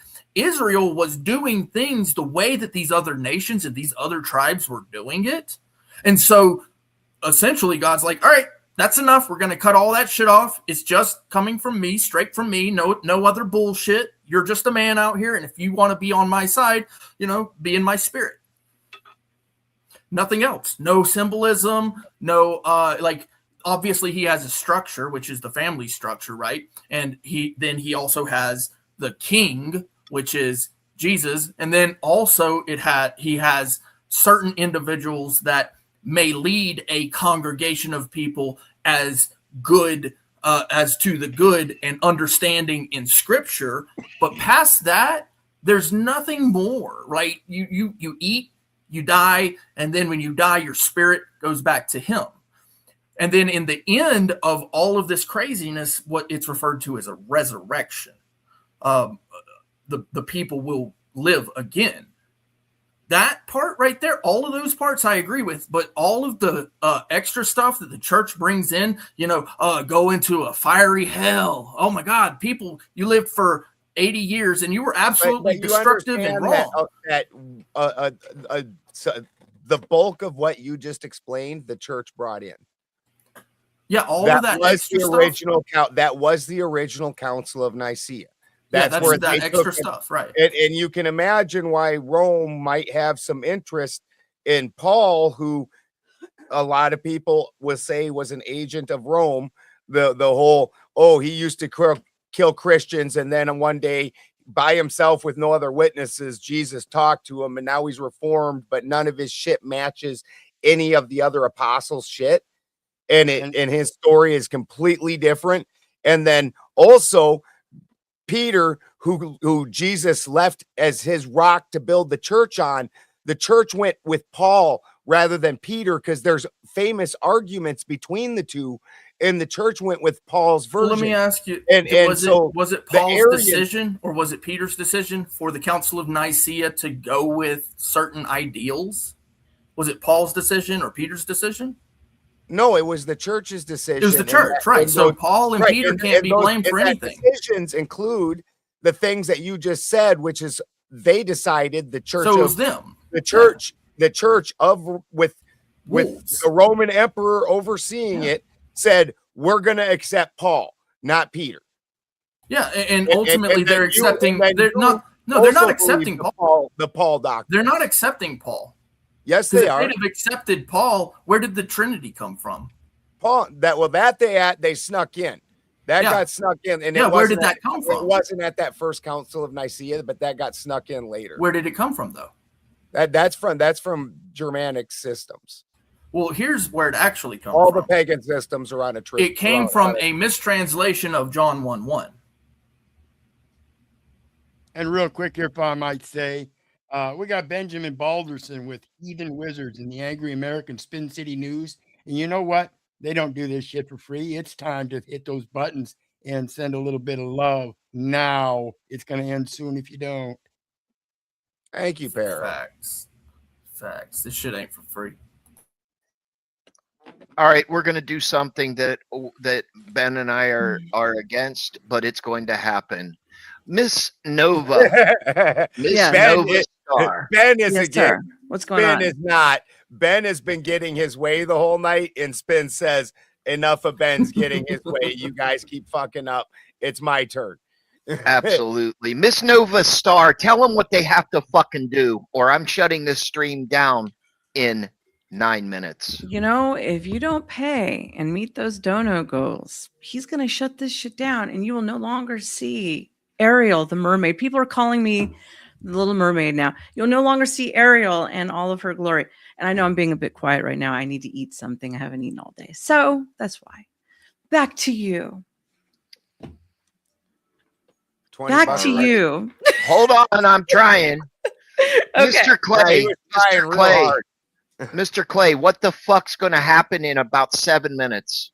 Yeah, I'm getting tired anyway, so I don't even know why the fuck you ain't paying. And the worst thing you can do is spam the chat. I can tell you that shit right now. You're probably going to get booted for that shit. But the best thing you can do is send in them donos, baby, and keep this show moving. We're actually having really good fucking conversation right now. So I actually do enjoy what we're doing right now. If you want to keep us going. Enjoying it, Clay. Huh? I was also enjoying it. Yeah, this is fun. Yeah, I hope you guys do want us to go on. But yeah, absolutely. In 7 minutes, 6 minutes, whatever it is, 5 minutes, I don't give a shit. Like, if you guys don't spend the money, you know, I got other shit I can do. Like, I can find something to do, for real. El Perro, what do these motherfuckers need to do? They need to mash that fucking wallet. That's right. They do. Yeah. You pay daddy, you're paying the wrong daddy. OG, double G. Tell them what these fuckers need to do. Y'all motherfuckers need to donate to the stream. Any one of the hosts.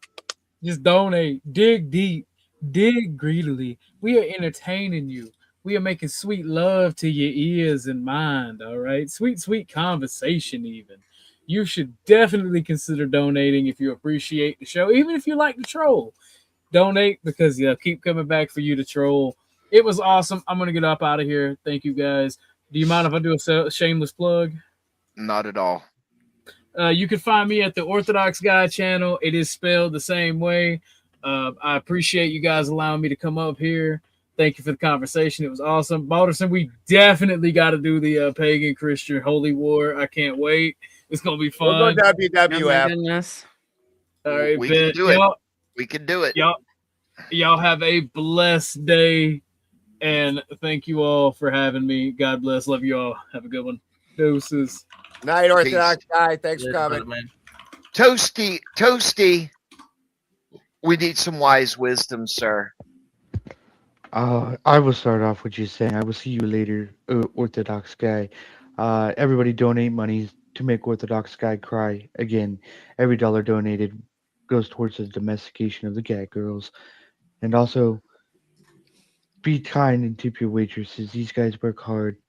Just donate all of your money. You know what? Just donate all of it. It's not like you needed it last week. Thank you.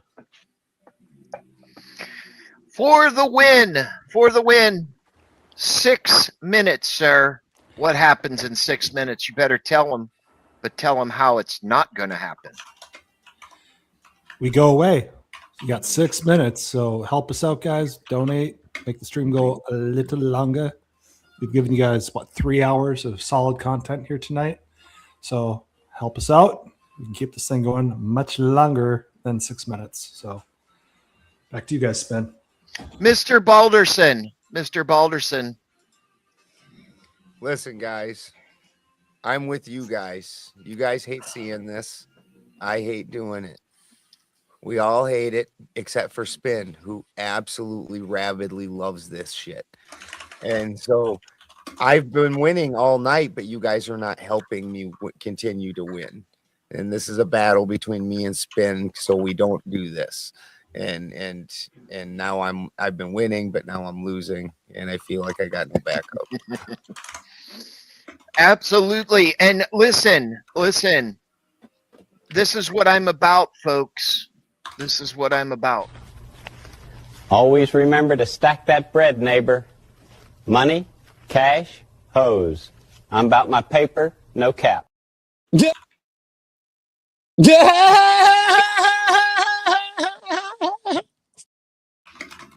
got 5 minutes, gentlemen. You got 5 minutes. Yep. 5 minutes, Slim Shady. You're on. I won like the first 5 times he wanted to do it. You got to lose sometimes, Balder. I know. It's like the Rick and Morty. It's like the Rick and Morty punch. You know, for every 10 Rick adventures, Morty's got to get one. Mm-hmm. Hey, so yeah, but you gotta have. I gotta have at least one. Yeah, I understand. I've been keeping it under wraps. But you do understand the difference between me. This is why my shit says I serve my God alone, right? Because these motherfuckers and these goddamn churches don't even really realize what the fuck they're doing. Like they're literally the blind leading the blind, as the scripture says. I agree with that.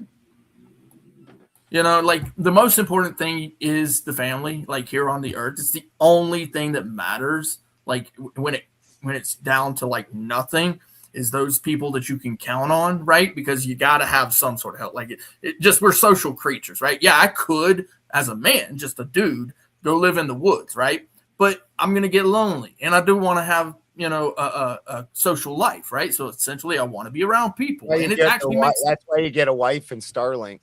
Yeah, exactly. And a couple alpacas, you know? Yeah, exactly. A stack of alpaca.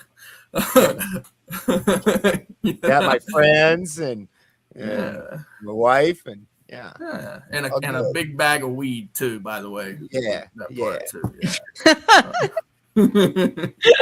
but really though, like, and so the most important thing while you're here, you know, those things you take care of. You got to eat, you got to put food on the table, right? You got to have a nice clean body, you know, grow your hair out. Don't be like Balderson and shave that shit off.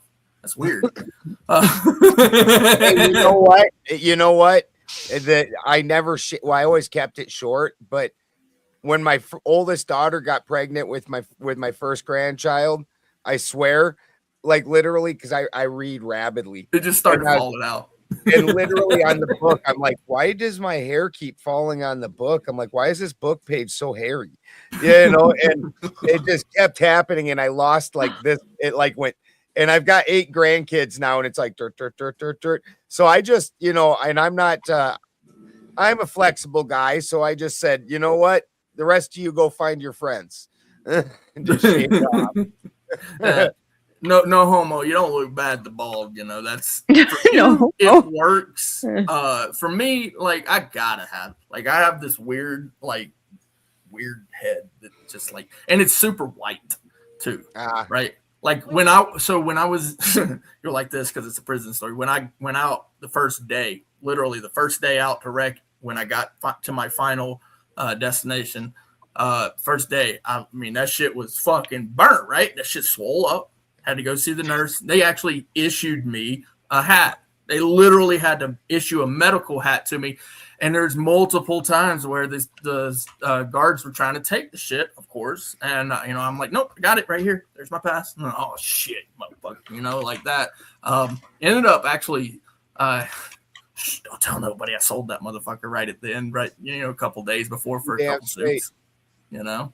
I've got numerous hats.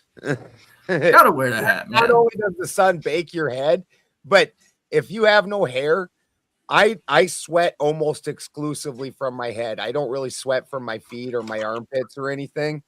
but I sweat from my head profusely, and without hair, it just goes right into your face like a fucking waterfall.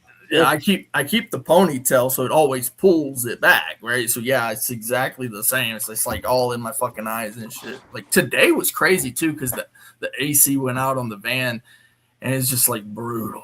Oh my god, it's so fucking hot. It's so hot here, bro. ABQ. Oh my god, it's hot, dude. I've been there. I've been there in February, and it was hot. And I'm from South Dakota, so I get there in February, and I'm like, why is it fucking like middle of summer right now? It's like, crispy too. Fuck?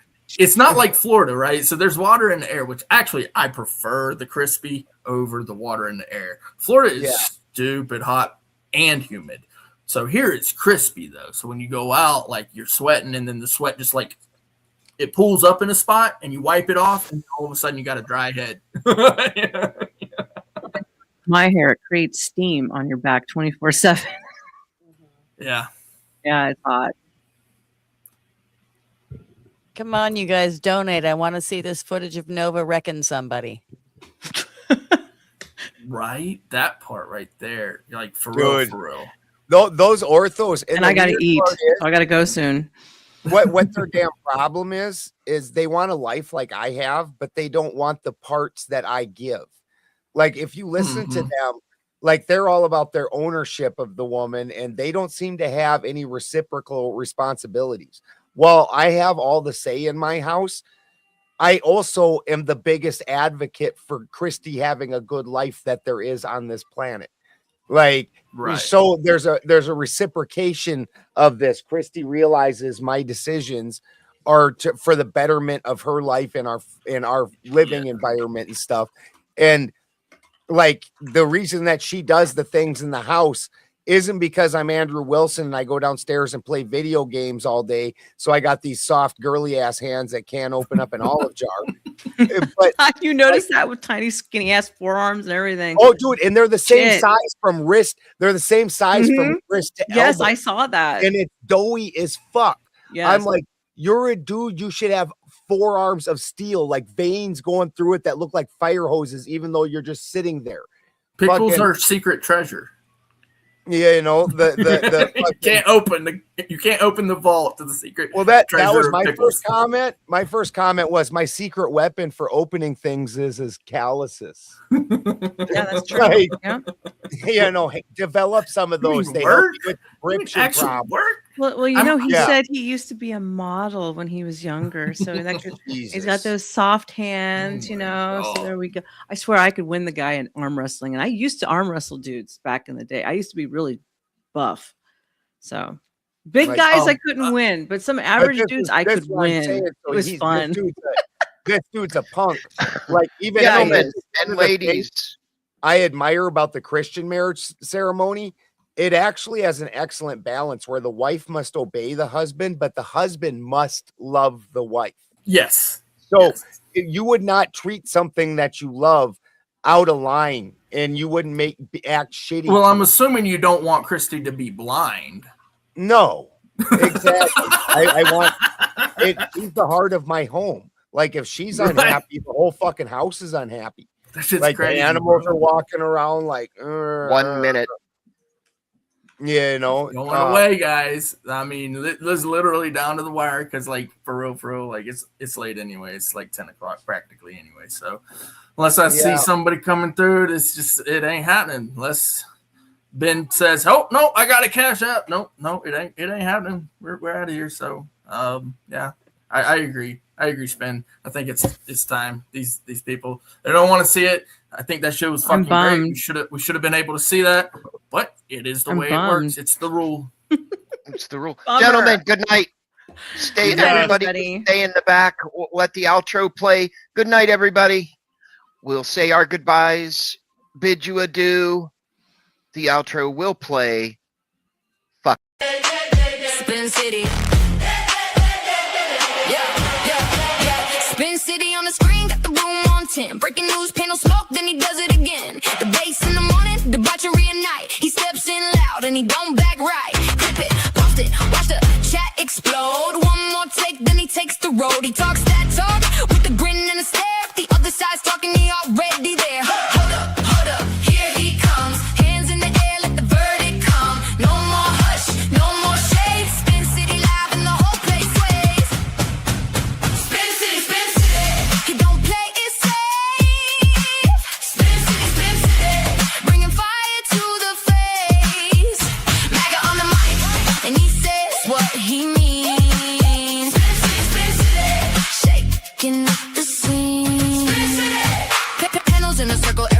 wants a turn. He leans in hard, let the hot takes burn. Protest on the ticker, riot in the thread. He talks over the chaos with a raised up head. Yell a little louder, make the point land clean. Cut through the noise like a headline machine. If they come for the room, he comes right back. One more clash and the whole beat snaps. Hold up, here he comes. Hands in the air, let the verdict come. No more hush, no more shade. Spin City live and the whole place sways. Spin City, Spin City. He don't play it safe. Spin City, Spin City. Bringing fire to the face. MAGA on the mic, and he says what he means. Spin City, Spin City. Shaking up the scene. Spin City. When the mics get hot and the comments fly, he laughs at the noise and he calls it live. One more round, let the sparks go wide. Spin City standing on the right side. Spin City, Spin City. He don't play it safe. Spin City, Spin City. Bringing fire to the face. MAGA on the mic, and he says what he means. Spin City, Spin City. Shaking up